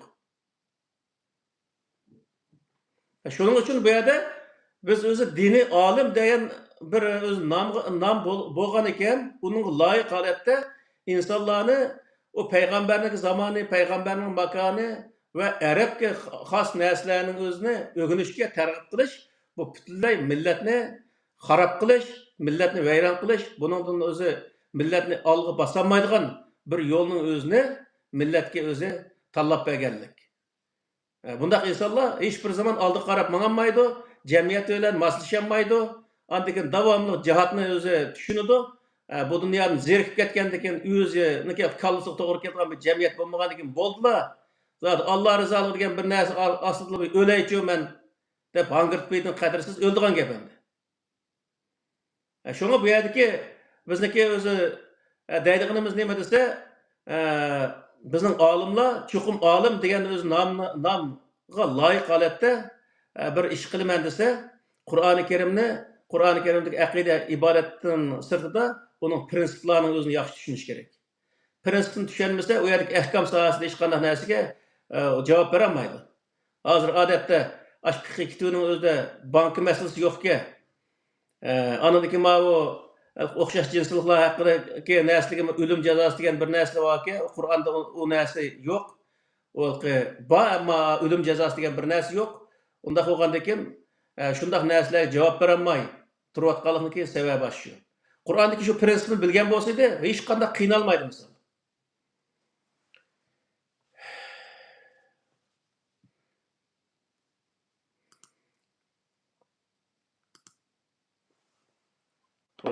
Allah razı olsun Ahmet. Endi mana birdan başı bizi xalqimizda belkim başka milletlerden buluşu mümkün. Men şu Mekke'de yoki Medine'de ölüp ketsem, aşağıda yaşasam, men haqiqiy islom dini yaşagan bolaman. Başka yerde yaşamayman, başka yerler kafirlarning devleti yakşı. Yoki bo'lmasa Mekke, Medine'den başka bir yerde ölüp ketish arzusu yok. Mesela aşağıda ölüp ketse bir mukaddes ölümde ölüdigandagidek yakşı. Manda bir nim bor. Bununla qanday qaraysiz? Bununla Kur'an-ı Kerim'deki karşı biz qandaq yerde ölüşüne nazar, mesela biz 25 peygamberin cık tilga alamiz. 25 peygamberin içinde fakat lekin mesela İsmail aleyhisselam şu Mekke'de ölgen buluşu mümkün. Onu nerede ölgenlik aniq nemimiz yok ama Mekke aşağıda yaşap ki aşağıda ölgen buluşu mümkün. Hatta ki Mekke'de peygamber aleyhisselam Mekke'de ölmegen. Medine'de ölüp ketken misalda. Onundan başka hiçbir peygamber Mekke Medine'de ölgenlik hakkında hiç qanday haber yok. Mesela İbrahim Aleyhisselam'ı Kabe'ni sağan bilen o Mekke'de ölgen emez. Demek bu yerdeki neyse ne bu diye vaxtda Allah Teala sizin Mekke'de yoki Medine'de yoki Beytül Mukaddes'te yoki Arap tuprağında ölümlü diyen bir neyse yok. Vela temutunna illa ve entum muslimun diye ayet var. Sizler Müslüman halette ölümlü diyen Kur'an'da. Biz dünyanın qandaq bir yerde buluşmamızı qatnazar, Müslüman halette ölsekla boldu. O Mekke'de ölüp, Mekke'de Ebu Cehil mi ölgen, Ebu Leheb mi ölgen, nurgun, sanaksız kafirler ölgen o yerde. Hem ular Mekke'de ölgenlik için hem cennet kirem da? Ondaq emas. O yerdeki neyse ne bu diye vaxtda, o Müslüman halette ölüş ölen, Müslüman bolmagan halette ölüş meselesi var bu yerde. Onun dekin özü bu Garip devletlerinin Yaman'da bayır bir ahmakның özü bemince sözlepti. Bu nahayet bir cık hata bir nesini dep oylayım ben hemdi. Eski insanlar bayağı beriş, ya komaydı başka dindeki insanlar bayağı beriş, neki hatalık hakkında noktada. Hem bu Avrupalıkın eski dep qaraydı. O yerdeki insanlar başka dindeki insanlar dep qaraydı da. Bu yerde bir taraftan hiçbir insanı qaysi din desem, nimish qilsam Müslüman, nimish Hristiyan bo'lmaysa deb, onun o'zi hech kim besim ishlatmaydi. Her insan xalqan diniga kirish erkinligiga ega. Tam aşı İslam, yani Kur'an-ı Kerim o'tirib qo'ygandek, Kur'an-ı Kerim'de etiqadi erkinlik yo'l qo'yilgan, lakum dinukum valiyadin degan oyat bilan. Onun uchun qandaq dinni qabul qilish, qilmaslik u odamning o'zining shaxsiy ishi. İkincisi, o insan özü başka dindeki insanlar bayağı beriş yaxşı iş emez bu yerdeki neyse özü qandaq insan buluş meselesi var. Yani o insan degende mesela her xil insanlar bayağı barımız. Haraq içivatkan, tamak içivatkan, her xil cemiyet qalamıqa iş qilatkan. O yerde sen qandaq insan bola alaysın. Mesele bu. Yani sen bu yerde içip ketemse ya özeni tutup yani Müslümanlığını saklaya alamsa. Mesele mayağı. Onun için o naçar bir insanlar bayağı vaxtida naçar bo'lish, yaxshi insanlar bayağı geçeceğiz, yaxshi bo'lish bu dövlen tavuzluk. Onu Allah Teala münafık deb hisoblaydi Kur'an-ı Kerim'de. Ama qandaq yerga berishimiz diqqat nazar, özümüzün etiqadi, özümüzün ibadeti bilan, özümüzün insanlık özü ahlakımız bilan yaşashimiz bu özü Allah Teala Kur'an-ı Kerim'de oturup koygan bir prensip. Bu prensip asasen dünyanın qandaq yeriga borsak, qaysi din, qaysi mezhepdeki insanlar buluşunu diqqat nazar. Biz özümüzdeki dini etiqadımız, özümüzdeki ahlakımızda yaşagan vaqtida bu Allah Teala qabul qilgan yaxshi bir özü ahlakda yaşagan bo'lamiz. U yerdeki öz cemiyette hech qanday bizga salbiy ta'sir bo'lmaydi. Bu yerga kelib, bu yerda butunlay hammasi Hristiyan bo'lib ketgan Uyg'urim yo'q. Bu yerga kelganda chiqib ketyapti e'tiqodi nurg'unlarniki. Shuning uchun bu yerda nima degan vaqtda u Makka Madinada o'lish masalasi u Qur'oni Karim asos qilgan masala emas. Makkada o'lamdi, Madinada o'lamdi yoki Amerikada o'lamdi, Yevropada o'lamdi, u hech qanday rol o'ynamaydi. Ama sizniki qandaq insan bulup ölüşün bu Allah Taala'nın aldida hesap tartıldıgan narsa bu. Sen yaxşı insan bulup öldüңmü yoki yomon insan bulup öldüңmü? Qaysi diniga e'tiqod qilib öldüң? Allah Taala hesapga aladigan narsa bu. Allah Taala qiyomat kuni sen qayerda yaşadın? Nima qilsa shu musulmon bu yerda yaşamading demaydi. Sen o'zi iymoning, ya'ni sen musulmonmi, kofirmi? Musulmon bo'lsa uni ijro qildingmi, qilmadingmi? Masala bu yerda, ya'ni. Yani ne musulmon mamlakatlar var? Axloqqa qarasa kofirlikdan beter turgan. U yerda o'zi insonlar islomni tikitayotgan ishlar ko'p, ayndaq o'zi bo'layotgan ishlar bor hozirgi vaqtda. Dunyoning qanday yeriga borsak borayli, dindan tiketimiz desek 1 sekundlik ish. Dinga kirimiz desek 1 sekundlik ish. Allah'ını itiraf kıldık, dine girdik. Allah'ını inkar kıldık, dinden çıktık. Bu kadar yani. Yani şu nerede, kaçan, qayerda yaşaş emas, yani qandaq yaşaş. Yani şu prinsipga takıladi, shundaymi? Qandaq e'tiqod bilan qandaq ishni qilib o'lish bu masala o'zi Alloh taoloning oldida hisobga tortilgan narsa. O biz qayerda yashayli, u hech qanday hisob qilinmaydi. Nerede yaşasak mayli, qaysi e'tiqodda qandaq ishlarni qildik. Hisob qilinadigan narsa bu. Makkaga boribmi, kunda nechta chekib yursa, o odam o'zi Makkada yashagan bilan hech qanday ahamiyat olmaydi. Mayli Amerikada olsun, mayli Yevropada olsun, o adam o'zi namozlarini joyida o'qib, Alloh ko'rsatgan yo'lda to'g'ri mangsa, o odam o'zi Alloh taolo rozi bo'lgan ishni qilgan bo'ladi, rozi bo'lgan ishni qilgan bo'ladi. Allohning qiyomat kuni Allohning oldida o'zi ajrsini oladi degan gap. Şoňa Qur'on nima degan hadisdiki Makkada 2 rakat namoz o'qisa 100 ming rakat namozning savobi bo'ladi ekan. Madinada 2 rakat namoz o'qisa o'zi 10 ming rakat namozning savobi bo'ladi ekan. Baytul Muqaddasda 2 rakat namoz o'qisa 1000 rakat namozning savobi bo'ladi ekan degan gapning o'zi hammasi yolg'on gap. O namozni Kabening ichida o'qisin yoki bo'lmaydi.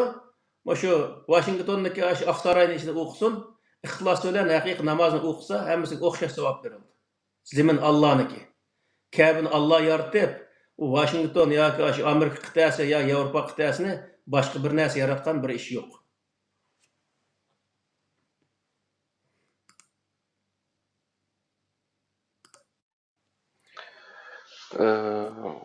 Yeni birisiga masalan bu yine biraz bir sualimdi. Yani camide o'qigan bilan namozlichu. Mening uyamda, ish yerimda yoki shu. Menga shu qulay keldigan yerda o'qiganning o'rtasida farq bormi? O Qur'oni Karimda maxsus camide namoz o'qish haqida oyat yo'q. 5 namozni camide o'qing yoki 3 namozni camide o'qing degan to'g'ri hech qanday oyat yo'q Qur'onda. Onun uchun o'zi faqatla juma kunisi azon chiqqanda hammani shu kelinglar shu yerda o'zi namoz o'qib bo'lgan qaytang to'g'riliq so'r jumada masalan bir oyat bor. Nima deb oyatniki nimasi? Fas'au ila zikrillahi va zarul bay zalikum khayrul lakum in kuntum ta'lamun degan o'zi shunday bir oyat endi.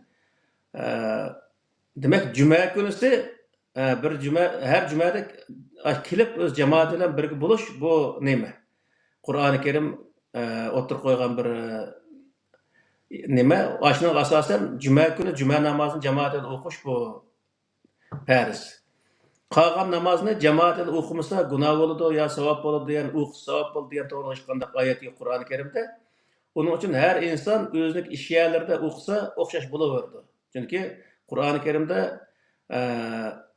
ko'plik turi bilan, ya'ni o'zi ruku qilishlar bilan, sajda qilishlar bilan birga qiling degan iboram bor. Ruku qil, sajda qil degan to'g'rilikmi oyatlar bor. Bu nimani bildiradi desa, yolg'iz o'qisangda, jamoat o'qisangda hech qanday farq yo'q. Namozni zodi bu yerda jamoat o'qish yoki yolg'iz o'qish emas, namozni o'qish lozim. Namoz o'qis bo'ldi. Jamoat qilishga o'qib qo'yib yoki bo'lmaydi. Bundaq qilishning o'zi hech qanday rol o'ynamaydi. Şoňa beş namazni jamiga, beş namazda insanların jamiga yig'ib olishning o'zimi bu o'zi hech qanday Qur'oni Karim yo'l qo'ygan bir ish emas. Chunki insonlar yashash kerak dunyoda, ishlash kerak. Uning uchun o'zi. Ammo bu jami degan vaqtda jami bu to'g'riliq maqsad to'xtalamiz deb o'ylayman. Payg'ambar alayhissalomniki 23 yillik hayotida faqat bir tal jami selingan. Madinadagi jami. Masjid Nabaviy deydi uni. Boshqa hech qanday bir yerga jami selinmagan. Şu Masjid Nabaviydan bir qancha kilometr kelgan bir yerga bir jami selingan vaqtda, bir masjid selingan vaqtda Payg'ambar alayhissalom uni butunlay o'zi ko'kim talqon qilib, o'zi yo'q qilib o'tgan. Shu sahobalarni apirib yo'q qilib o'tgan ishadi. Bu nimani bildirdi desa, o vaqtdagi siyosiy markazni bildirdi bu jami. Agar endi jami u yerga paydo bo'lgan vaqtda siyosiy markaz ishga bo'lgan gap, hozirgi jamini mashtaq. Misol bir caminin imamı bir xil so'zlaydi, yana bir caminin imamı yana bir xil so'zlaydi. Her caminiki mezheplari ayrim. Andaki insanların e'tiqodini ayrim ashundoq bo'lib o'tgan. Şoňa jamoatlashadi insonlarniki. Bunda a jamoatni, ma jamoatni deydi. Şunu o ikkisi bir yerga kelib olamaydigan gap. Bu aslida o Qur'onniki maqsadiga tamoman zid narsa. Her adam Qur'onga eslish lozim. Qur'oni Karim degan buyruqni qayerda ijro qilsa bo'laverdi. Ammo shu namaz haqida faqat juma kunsi jumani jamida o'qish haqidagi Qur'oni Karimda bir tal oyat bor. Boshqa hech qanday sahada hech qanday o'zi besh namozni jamida o'qimasa bo'lmaydi degan to'g'riliq oyat yo'q. Hamda o jami to'g'riliq rivoyatlar bor. Uyda o'qigan 2 rakat namozdan jamida o'qisa 27 tasir savob bo'ladi deb jamiga kirish uchun insonlarni qilgan bir tashviqot. Bu tashviqotniki tahti Umayya sulolasiniki zamonasiga tutishidir. O zamanda insonlar masalan ishlab kelgandan keyin o Makka Madinada shu vaqtda o'zi atigan chiqib ishni qilsa soat 10:chilik ishni qilgandan keyin andagi issiq qattiq bo'lib ketadigan gap. Uy kirgan gap. Soat 3-4 kishilik uyda yotgan gap. Shu vaqtda o'zi qanday qildi desa, u yerda o nimaning o'zini diniy sohadagi yoki bo'lmaydi shu xalifalniki to'g'ri yo xato ish qilayotganligini insonlarniki bir yerga kelib yig'ilib o'zi uni muzokara qilib olmasligi uchun maxsus jami kamis bo'lmaydigan qilib ayndaq bir tashviqotlarni olib bo'lgan bir nimalar bormi, tarixda bor shu narsalarmisi. Shu masjidning imomlarining hammasi Umayya sulolasiniki shu maxsus belgilagan imomlari bo'lgan. Şoňa nurgun sahabalarning o'zi hatto shu Umayya sulolasida belgilagan imomlarga xito qilgan yerlari bor. Bu shu tarixda bor hammasi aniq turdi. Bu nimani bildirdi desa, bizda o'tgan bir qatim deb o'tdim men buni. Bizda dehqonlar 10-oygachilik naskerakni yig'ib, bug'doy qo'noqni yig'ib bo'lgandan keyin uni yana shu vatan millat haqida bir fikrlashib qolmasin, kallasi kichkina azotib qolmasin deb o'tirib Xitoy aşağı tutup alğanga oxşaş, alının özüne camiga yig'ib olib, uning beminch savobning o'zini va'da qilib yig'ib olishlik.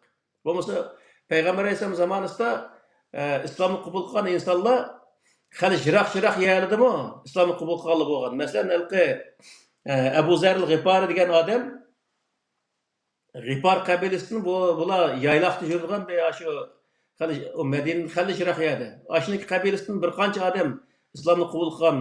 Mesela 20-30 dak adam İslam qabul qilganki, shu 20-30 odamga Payg'ambar alayhisalom shu istil turayotgan yerga bir tal jami selib, ya bir o'yin jami qilib bo'lamdi, shu yerda birga ibodat qilamiz deb o'zi buyurmagan. Hammasi o'zining uyida namozni o'qib qilgan. Nima uchun degan vaqtda diniy sohada bir yerda fikrlashgandan keyin bu Qur'onni asos qilmagan vaqtning o'zida hammasi Qur'on yo'q vaqtida, Qur'onni asos qilmagan vaqtda har xil fikr tug'ilgan gap. Yani insanlar o yerde hata fikirlerine kirip kaldıgan gibi. Bir taraftan. İkinci bir taraftan da insanlar armeliş gerek. O Mekke, Yaman Bekir, Mekke, Medine diyen katı ısık olduğu yer 12. ayda 30 gradusunu aşırı iken misal. Onda olgandaki o ısıkta insanların jigölüşün bir doğru kemmeyden. Şunu bu hazırki dinini biz Kur'an'da nazar deyip ma'nın özüne oturup koyuşumuz sebep ne mi diye vaxtda hazır dindeki bütün faaliyetlerinin hemmisini Kur'an-ı Kerim'deki dinga, yani Kur'an tasvirlagan İslam'a seriştiği vaxtda o nurgun yerlerinin özü Qur'oni Karim to'g'ri kelmaydi. Hatto bu jami selishning o'zi to'g'ri kelmaydi. Şoň bu halky jamide okugan namaz bilen yig'inchoqlagan vaqtida öýde okugan ýa-ki bolmaýdy iş ýerinde okugan namazdan hiç qanday farky ýok. Onuňki halky alayp sowap boldyky diýişlik hiç qanday haýaty ýok. Yani Qur'oni Kerimde undaq näse wäde kılıngan emas. Yeni birisigi mesela mektep salyman yoki tajribahana deyli mesela yoki bo'lmasa shu mektep ballarni ilm fanga qiziqtiradigan yoki bo'lmasa Uyg'ur medeniyet uyi deyli yoki bo'lmasa ish qilib o'zimizningki milliy kimligimizni saqlab qolishga aloqador madana yerligi mana maktabligi mesela hozir kengmichi Turkiyada buni balkim 30-40 yıl, 50-60 yıl bo'lganda Uyg'urlar bir şeylik yaşayan için. Şunu yankı bir Uygur'un bir mektebi, bir üniversitesi bulmaptan için. Nurgun bayılım ütep tabi yer için. Ama camilerimiz selişimi asan bulmaptı. Lakin cami salim, Kur'an kursunu beklemen dese, bunda yani ki pul akıdem için. Hak tavap tapıma depmek için. Addiyesi bu Türklerin üzüldü mü benim? Bu üyemden karşısam ötkenli mi dedim. Ma sol tarafım karşısam bir cami, odul karşısam bir cami. Özlerim billah. Ama oturduğu bir mektep var. Bu mektepke etiyerlik silip, şütükillik silip de mektep yetişmey. Başında ne kılamak değil mi düşün? Birbirininki mezhepim okşumaydı mesela düşün. Bu cemiyetinki Nurçularınki ayrım, Mahmutçularının ayrım, Yenibisininki ayrım hem de şu Süleymançılarının ayrım diyen tek şu. Moşunan neler bu fitirlik. Bu doğruluk mu Kur'an-ı Kerim'de nime yok mu dedim. Cami sahası katı sevap olup işte onun dinkin adam paklanıp pulları bek sevap deyip işte de bu doğruluk malumatlı yok mu? Ya Qur'oni Kerimde burulu dep ötdük onu biz. Qur'oni Kerim ibadetni asas kılmagan, ilimni asas kılan kitap. Yani bunun asasen ilim merkezleri, yani bilim yurtları seliş bu nahayet yaxşı iş. Misal, meclis sağandın medeniyet merkezi seliş bu nahayet yaxşı iş. Ne için diye vaxtada medeniyet merkezi sağa vaxtada o medeniyet merkezinin içinde namaz okuyduğanlarını okuyalaydı. Namaz okuyalaydı bir bulun koyar, okuyası buluverdi. Okumaydıganlarını kiralaydı. Namaz okuyduğan, okumaydıgan her xil mezhepteki insanlar şuya kilip, fikirleşip, birisini düşünüşüp, onundaki öz doğrusunu tapalaydı. Hem de bir medeniyet merkezinin özüne camiye aylandırış diyenin özü, keng bir dairinin özünü apırıp, tar bir dairelik nesike aylandırış diyen gibi. O yerinin özüge namaz okuyduğun adam kirdi, başka adam kirmeydi. Andaki milletini bulup, biz Uygur milletine kelgen vaxtida, Uygur milleti bir yerge aşında nesik selişkip kalsa, asla özü meşit kılmay medeniyet merkezi kılış gerek. Medeniyet merkezi kılınca zaten o medeniyet merkezindeki bay degen gidek, bir yerlerde bir namaz okuyduğun adamı okuverdi. O yerde her xil özümüzdeki milli kimlikine dair faaliyeti kılındı. Zaten şu neminin özümü, şu dinin özümü hem de bizdeki şu milletin oygutuştaki bir asaslı kural olup kaldı. Onda yerde anca dini saatlik insanlar sözlep özümüzün medeniyetiga egi çıkış vakası asası sözlese yaxşı boldu misal. Şunun için bu cami sağanın onuğa medeniyet merkezleri, ilim yurtları seliş gerek. Kandak bir devlette hazır tarihten bir şundak. Mesela Avrupa'da mı şu kancıdaydı? 1800 yıldan da başlap işte çirkev seliş toxtağanken bu yetçi. Hal çirkevler karşı hemmisi eski çirkevler. 100 yıllık, 150 yıllık olan en yenisi. Anda çirkev oldu. Onun da ki nemige ehmiyet vergendisi hazır şu İstanbul'da sıl degen okşaş aldılar karşı bir cami, akıllar karşı bir cami, oğun karşı bir cami, sol karşı bir cami şunda kozu. Sıla şu 1000 kvadrat metre yani şunda hesaplısla 3-4 tal cami çıkar misal.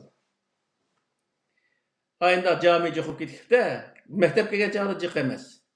Hem qandaq bir yerde ibadetxan ayınıp geçse, o yer harabılık ayınıdığın gibi. Tarih taşlaq uluqluq.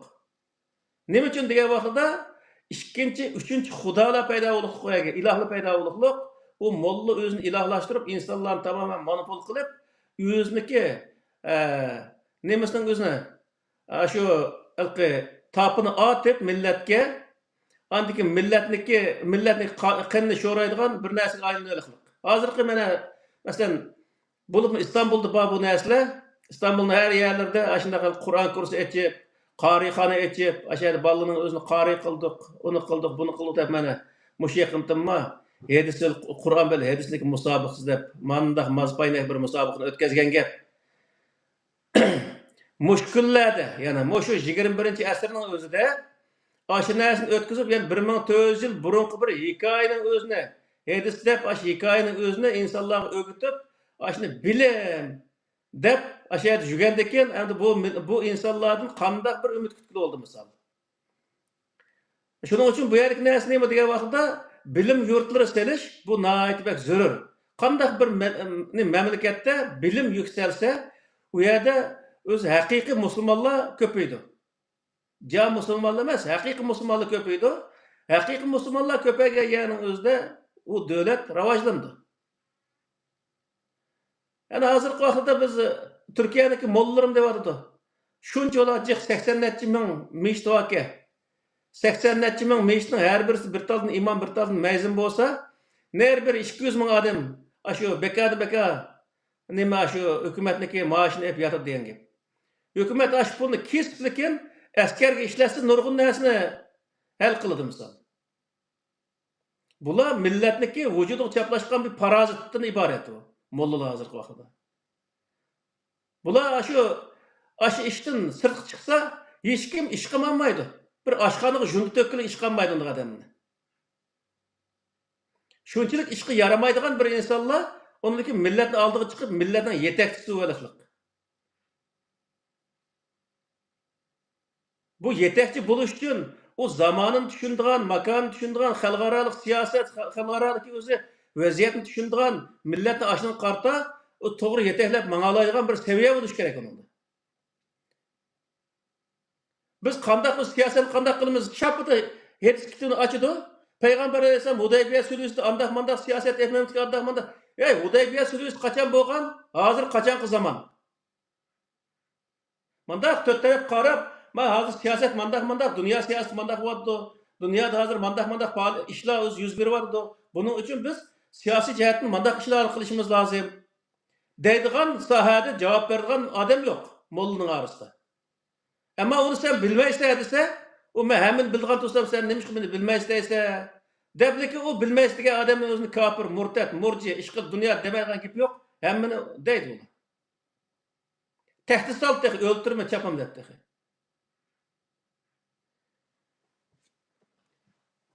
Şunun için bu yerdeki meselindeki tigi kelsek, hazırki zamanda bulup mu Müslümanlar cemiyetlik gelgen vakitte Müslümanlar meclis serişini zaten 100% to'xtatib turib, uning o'rniga hattoki bir qism meclislarni maktabga aylantirib tek savab bo'ldi. Nurg'unlagan meclisni maktabga aylantirib oldi. Nima qildi o'nchalar meclisni?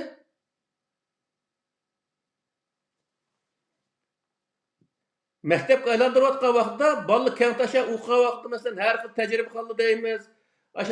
Ashundaq o'rinlarni bana qilgan vaqtda u balla her narsani tajriba qilish orqali davlatga ilm jihatda hassa qo'shadigan gap, andaki nurg'un narsani kashf qiladigan gap, shuning bilan o'zi davlatga yangi narsalarni ijod qilish orqali davlat taraqqiyotini yuksaltiradigan gap.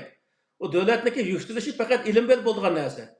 Qur'oni Karimda anqaza zahraka degan bir oyat bor. So'rdi. Anqaza zahraka deganning o'zi biz siniki ustunga shunday eg'ir yüklengen şu yükünün özüne biz özü yeniklettik deydi. Nima arqılık yenikletti Allah Teala? Onu perişte arqılık Peygamber Aleyhisselam dümbüsteki tağanı elevetti mi?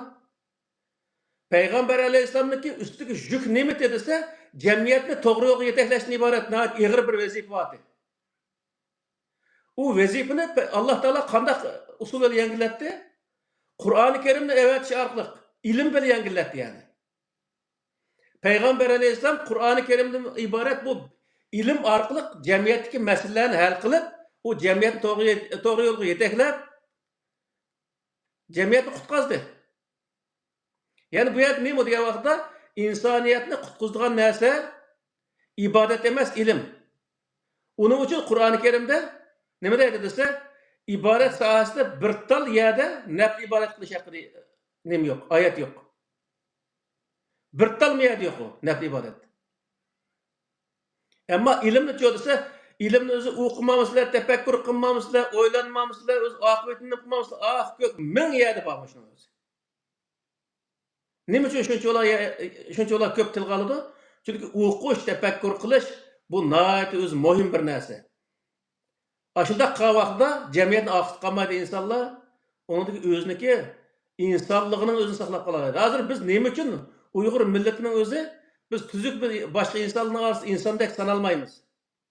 O'z vaqtida butun O'rta Osiyoning o'zi voy xo'shxo'jam deb turgan Uyg'ur millati bugungi kunga kelgan chog'da hech birisi ko'zga ilmaydigan bir holatga tushib qoldik. Chunki biz o'zimizni qo'g'diyolmadik. Xurofiyga ishondik. Xurofiyni din qildik, shuni oxirida mangdik. Oxirida bu kuniga tushdik. O'zimizni qutqizib, bayrog'imizni vatanimizga qadg'an bo'lsaydik, u vaqtda hammasi Uyg'ur desak, hammasi bilatdi, hammasi o'z loyiqimizda hurmatimizni qilatdi. Hozir ishdan xor, po'xtin ses qilmay yashaymiz dunyoda. Shuning uchun bu yerga narsa nima desa, hozir biz Qur'oni Karim makanga xosmi degan bu bir nimadan chiqargan shunday jiq mazmunlar va texnologiya oziz bir qismi degan bo'lishimiz mumkin. Har sohada, mayli o'qitish sohasi bo'lsin, mayli ibodat sohasi bo'lsin, mayli o'zi yashash sohasi bo'lsin, buning hammasiga bir makon kerak. U makonning o'zida uni nihoyat muhim, nihoyat zarur bo'lgan makonlar bo'ldi, bek zarur bo'lmaydigan makonlar bo'ldi. Misol, hozirgi vaqtda jami qilish hech qanday zaruriyat yo'q. Hamma odam namozni uyda o'qisa bo'laverdi. Zaten imomning kerak yo'q bizga. O imomning oxirida namoz o'qib, o namozning qabul bo'lishiga hech kim ishonmaydi. Uningdan ko'ra uyda o'qigan yaxshi. Uningdan ko'ra shu o'zi jami sag'anning o'rniga maktab selib, bolalarning o'zini haqim to'naydigan, ya'ni o'zining ilmi bilan haqiqatni to'naydigan bunday holatni shakllantirish bu nihoyat muhim. Bu narsa hammasi nima bo'ldi? Ilm fani bo'ldi. Nurg'un odamlar mana shu bizniki Londondan bor bu odamlar bir qism shu nimaning o'zi shu bir qancha zamondan keyin dinni yo'qolib ketdi ekan. To'g'ri, xurofiy dinlar hammasi oxirida paypoq bo'lib qolib qoladi. Bu odam ayg'irimiz o'tmaydi u xurofiy o'zi shu o'ydirilgan dinga. Ammo haqiqiy din davom qildi. Buningga bizning ishonchimiz komil. Chunki nima uchun degan vaqtda haqiqat davomli o'zini saqlab keladi va davomli u davomlasha oladi. Chunki uning eti haqiqat. O zamanın terakkiyatı, yoki zaman o'zi noatbek o'zi qalaymaqam bo'lib ketsin, xurofiylik ketsin, u haqiqat yo'qolib ketgan narsa emas. Haqiqat o'zining haqiqatligini saqlab turadigan narsa, kimki u haqiqatni shunday tunigan hamon, uni amal qilgan hamon, u o'zini yuksaltadi. Yani haqiqat insoniyatni inson qilish uchun, haqiqiy bir inson qilish uchun Alloh taolo tushirgan bir narsa, uning insonlar amal qilgan hamon haqiqiy insonlikka qayta oladi. O'zining izzat obro'yi, har narsani o'zini shu haqiqat orqali topa oladi degan. U haqiqatni topadigan yer nima? Degan vaqtda o'qish bilan topa oladi. O'qish nima bo'ldi? Maktabda bo'lgan narsa. Uning uchun biz maktab desa, o Qur'on kursi, o rivoyat o'qiydigan undaq maktab emas. Hozir zamonaviy ilm fan o'qiydigan maktablar. Bo'lish lozim. Shunga bu maktab selish, bundaq tecrübe kalısıyla o meclis sağlandı neticesi evzel bir iş. O meclislerin zaten ehemmiyeti yok. O etrafımızda min yer meclis olsa yani topıga meclisler iş nima hacet var mesela? Şunun için makam degan vaqtda mushundaq o'rinlarni hammasini tasavvur qilgan vaqtda uniki muhimligini nazarda tuta olishimiz lozim. Uning o'zi masalan muhim narsa nima degan vaqtda hozirgi vaqtda eng muhim narsa ilm o'qiydigan maktab bo'ladi. Maktab o'zi hech bir zaman Mecitde undaq ilim o'qilmaydi. Mecitde o'qisak nima bo'ladi? Namozning o'zini uyda o'qisak nima bo'ladi? Hech qanday farq yo'q. Shuning uchun bu yerda Payg'ambar alayhisalom ashtaq dedi. Payg'ambar alayhisalom uy mecitde o'qadigan mecit chiqmay nima ish qiladi endi? Şoňa halky biz bundaq ýer kelgen wagtda Qur'anniki asasy ilim. İlim okuş. Yani Kur'an birinci düşken ayet mi? İkra bismi rabbikellezi halak degan ayet düşken. İbadet degan namaz deganning o'zi Peygamber Aleyhisselam'a 6 yıl kiyinmi? Yani Mekke'de şu 6 yıl 5-6 yıl ötken vaqtda Aqimis salat tarafayn nahar ve zulafa minel leyl degan ayet düşkenlik Peygamber Aleyhisselam etigenlik akşam 2 vaqt namaz okuş ekan. Keyin Aqimis salat liduluki şems ila ghasaqil leyl degan ayet düşkendikin peşimni qo'shgan şuna 3 rekat 3 vaqt namaz o'qigan. Onun da başka bir Peygamber Aleyhisselam keç nafil namaz okup oltuğan bundaq bir riya yok. Peygamber Aleyhisselam keç 5'ini namazını kötemgen bolsa, o 23 yılın içinde aşınca ola çoğun işini kim kılıdı şu vaqtda? Şunun için bu yerde bizdeki ibadetni Allah Teala buyurgan qilsak bo'ldi, ortiq qilish hech qanday Allah Teala'nın o'zi keç gündüz ibadet qilsak Allah Teala'nın beyti atgan bir iş yok. Hem insaniyetni hem qutquzanmaydı o keç ibadet qilishning o'zi. Onun için okuşumuz nəhayət bək mühim. Okuyduğun orunlarını, yani zamanı okuşlarını, okuyduğun orunlarını siliş, o her bir milletniki nəhayət zörür bir işleri. Şunun için zörür bolğan, vazif bolğan, bundaq näsini qılmay, näpli oxşaş, qılmısın bolğan işlerini qilishqa hech qanday hojat yo'q. Mayada misal mektep balla namazını mektepte okuydu. Atayın meclis berip okumaydı ki. Bo'ldi ekan o'sha yerda o'qisiz mana. Xo'sh. Allah razı olsun. Yani bazı aralarda bazı sözlerde herkes başkalarını yoki mollalarning chiqib olish niyatimiz yo'q hamda millatninki Qur'ondagi eng muhim bo'lgan ilmga yurish qilish, ilm bilan yurish qilish bu jihatda bakroq nim bo'lsin degan niyatda davatimiz. Allah razı olsun. Ahmetcan kardeşim başka bir suallar var mı ya?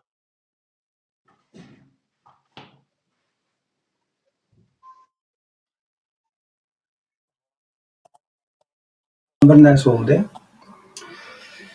Mescitlerninki Peygamber Aleyhisselam'ın devrdeki rolü bilen bugünkü zamandaki rolünün arasında nurg'un farqlar borligini biraz izlengen insanlar tushundilar.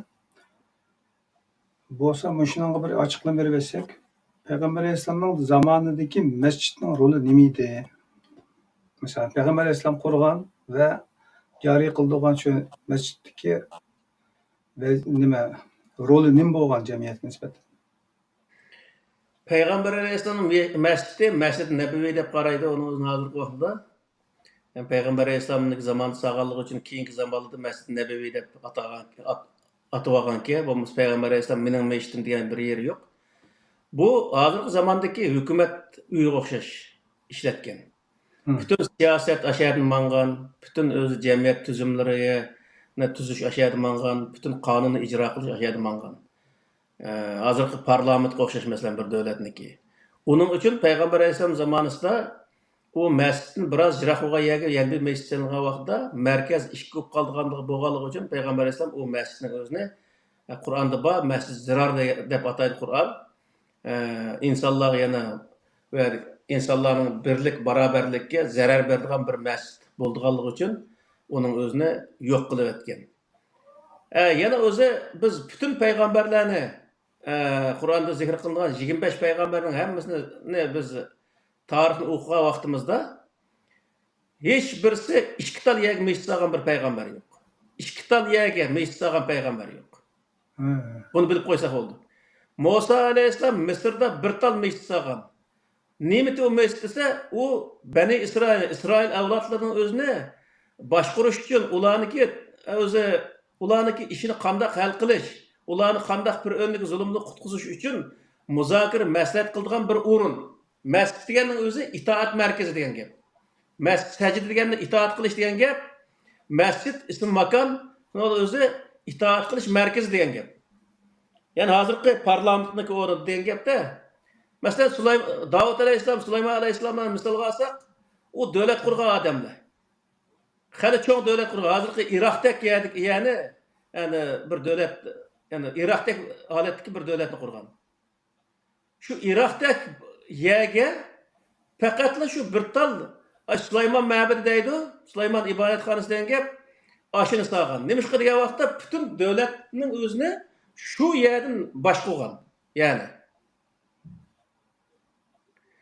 Yani şu zamandan 5 burcaylık binası kinde. Shu zamonniki, shu hozirgi Amerikadagi Aqoy deymizku. Shundaq bir o'rin bo'lganda, Aksaray'daki. Aqsaroyga o'xshash. Endi hozircha desa, u Aqsaroyni har bir davlatda minglagan, 10 minglagan, hatto 100 minglagan yer sevagan ekan, davlatning ichida butun millatning o'zi param-parcha bo'lib ketdik. Masalan, o'tgan davrda 84 ming dona meshit bor ekan. Ma nimada? 124 ming deb ko'rdim men qaysi kuni xabarda. Turkiyadami? 124 ming masjid var dedi. Unda hostahim aylanib ketdi. 124 ming dona meshit bor degan gapning o'zi u yerda millatni nayt yaxshilayotdi, u meshit yıqilish deganlik emas. Qur'oni Karimniki shu tushuntirishga asosan meshitning ko'p bo'lishi hech bir zaman insonlarni yaxshi qilmaydi. Bu yerda pishli fasodni teriydi. O her bir molla halkı birinci shu meshitga imom bo'lgan vaqtda xolis niyat bilan imom bo'lgandek qiladi. Keyin asta nafsi yo'g'naydi, shuni o'lib nafsiga berilib, hammasi o'ziniki oldiga cho'g'tatib, uni jamoatni aynitishni ko'yib kirdi. Jamoat aynigan sari u manfaat ko'paydigan gap. U jamoatni butun mollalar o'zining manfaat manbasi qilib oladi. Bizniki mollami shundaq. Masalan, qarixona ochgan, shu Qur'on kursi ochganning hammasi, maktab ochganning hammasi o'ziniki manfaatni asos qilib ochgan yerlar. O Allah Xudoga xolis niyat ochgan bir inson yo'q edi. Desmi bo'lib qoladi ekan. Ashuni desmi qilib turib, vatan millatning nomi bilan Sharq Turkistonlik bolalarni o'qitib degan nom bilan Sharq Turkiston xalqining, Sharq Turkistonning vatanining nomini ishlatib turib kirim qiladi ekan. Chiqim qo'ygan chog'da o'zining chemberi kishidan ufurtadi ekan. Shuning bilan kontrol qildi ekan. Nimish bunday qilsa hatto aymanmay Peygamber Aleyhisselam o'zini yaqindan boshladi deb deydi ekan. Xayr, bu masala oydin bo'ldi. Bugungi temada nihoyatda bizlarga kallamiz singib ketganda, Abba Xo'ja Mazir deymiz, keyingi kunlarda vatanda bo'lgandayna ulug' yerlarni deb e'tiqod qiladigan, ibodat qiladigan, shirk yotadigan nurg'un ishlarga sabab bo'lgan narsada asli shu makonni ulug'lash xato iddiasidan kelib chiqqanligi hozir o'rgangan bo'ldik uni hozir. Allah'ın zemininin hem yerde o'xshash ekanligini o'rgandik. Allah razı bo'lsin. Her bir millet için öz vatani onun için qadrlik. Onun için bu yerda bayatma o kardeşimiz degandek bir inson Mekke Medine'de ölse o Yamanbek feyzi bir ölümde ölüp ketganlik, ulug' bir ölümde ölüp ketganlik olmaydi. Öz vatanının qadr qimmatini bilib, öz vatani için kurash qilib o'lgan inson o qadrlik o'lgan bo'ldi. Uni avloddan avlodga yod etadi misol. Mekke Medine'de yaşayan dostlarınki ayna biz bilan faxr so'zlab deb qo'ydigan gapidan birisida Allah yaxshi ko'rgan odam ishat qiladi, bo'lmasa ketadi degan bir gap bo'ldi. O Allah yaxshi ko'rgan, Allah qanday odamni yaxshi ko'rdi desa, inna akramakum indallahi atqakum degan. Xato ish qilmagan, to'g'ri ish qilgan insonni Alloh taolo o'zi yaxshi ko'rdi ekan. Uni hurmatga sazovor bo'lgan undaq insonlar. Unda bo'lganda ekan, demak Allah bu yerda biz to'g'ri ish qiling deylik. To'g'ri ish davomli insonni yaxshi natijaga olib boradigan gap. Bütün payg'ambar Makka Madina tug'ilmagan, masalan 25 payg'ambarning boy degandek ikkisi Makka va Madinada vafot bo'lganlik, qolganning hammasi sirtda. Musa alayhissalomning qabrisini topib olmaydi, Qizilqumning atrofida bir yer o'lib ketdi deb hozir shu yerga binasini tiklab olgan bo'lsa kerak. Demakki bu yerdagi masala nima degan vaqtda qayerda o'lish masalasi emas, qanday ish qilib o'lish masalasi bu muhim. Abiyatin sizlar deb o'tib ketdilar, barmoq qarab turolmay, barmoq ko'rsatgan nuqta qarash. Buni taxminan ilmiylashtirish bo'lgan vaqtida ko'rsatkichiga emas, ko'rsatilgichiga qara degan prensipine düşenmegenligi üçün insanlarımız şu makanını uluk kılgan Kur'an'ı taşlap koyup makanı eslep algan gitti. Mişadim aşı okşaş hatalık. Elbette. Başına ya körlüp atkan hatalıkını biz sana. Doğru. Mening so'zim tugadi. Qarindoshlarimiz boshqa gap bo'lsa deyishsam bo'ldi, men chekindim. Yeni bir ayet var ki yeryüzü silagi mescit kılındı degen aşını kadar şunumuz. Elbette o qayerda namoz o'qisang bo'laver degan gapda. Hamda o namozga tatbiq qilgan vaqtida. Onu maxsus bir cami selib, onun içinde o'qisang bo'ldi degan gap emas. Dunyoning qanday yerda bo'lsa namoz o'qisa bo'laver degan ma'no chiqdi.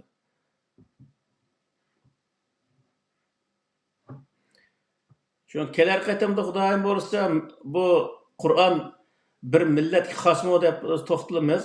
Buni e'lon qilib qo'yaylik hozir. O vaqtda millat to'g'ri nurg'un narsalar chiqadi. Yani bu to'g'ri to'xtaladigan boshqa o'z diniy olimlar bo'lsa to'xtalib turilaversin. Bizning oldimiz to'xtalsa yaxshi. Buni deb qo'yaylik. Buladı. Ondan olsa bugünkü 2 saat yaklaşıp kalaydı değil mi? Bugün ait yaxşı makan bir zaman çokum bir makandalar yaşalı oladigan başka makanda yaşalı olmaydigan bir din emas ki bu dinninki.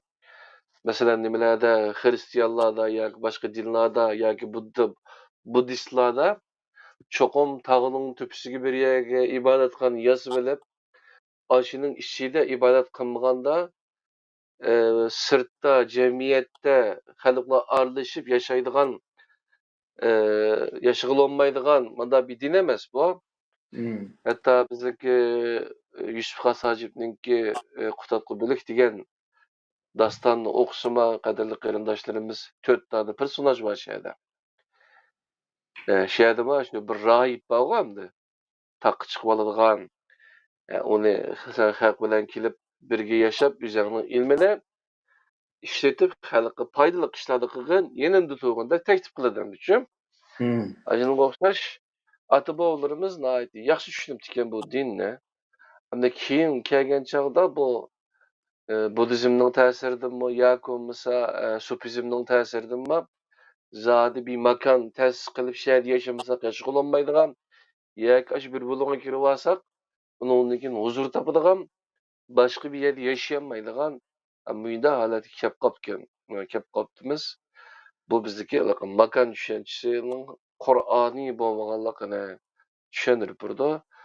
Bu to'g'riliq bugun bizga yaxshi tushunchalarni Qur'ondan nazar tariqasida yaxshi tushuntirib berdilar. Alloh razı olsun sildim. Fidoyi qarindishimizdan Alloh razı olsun.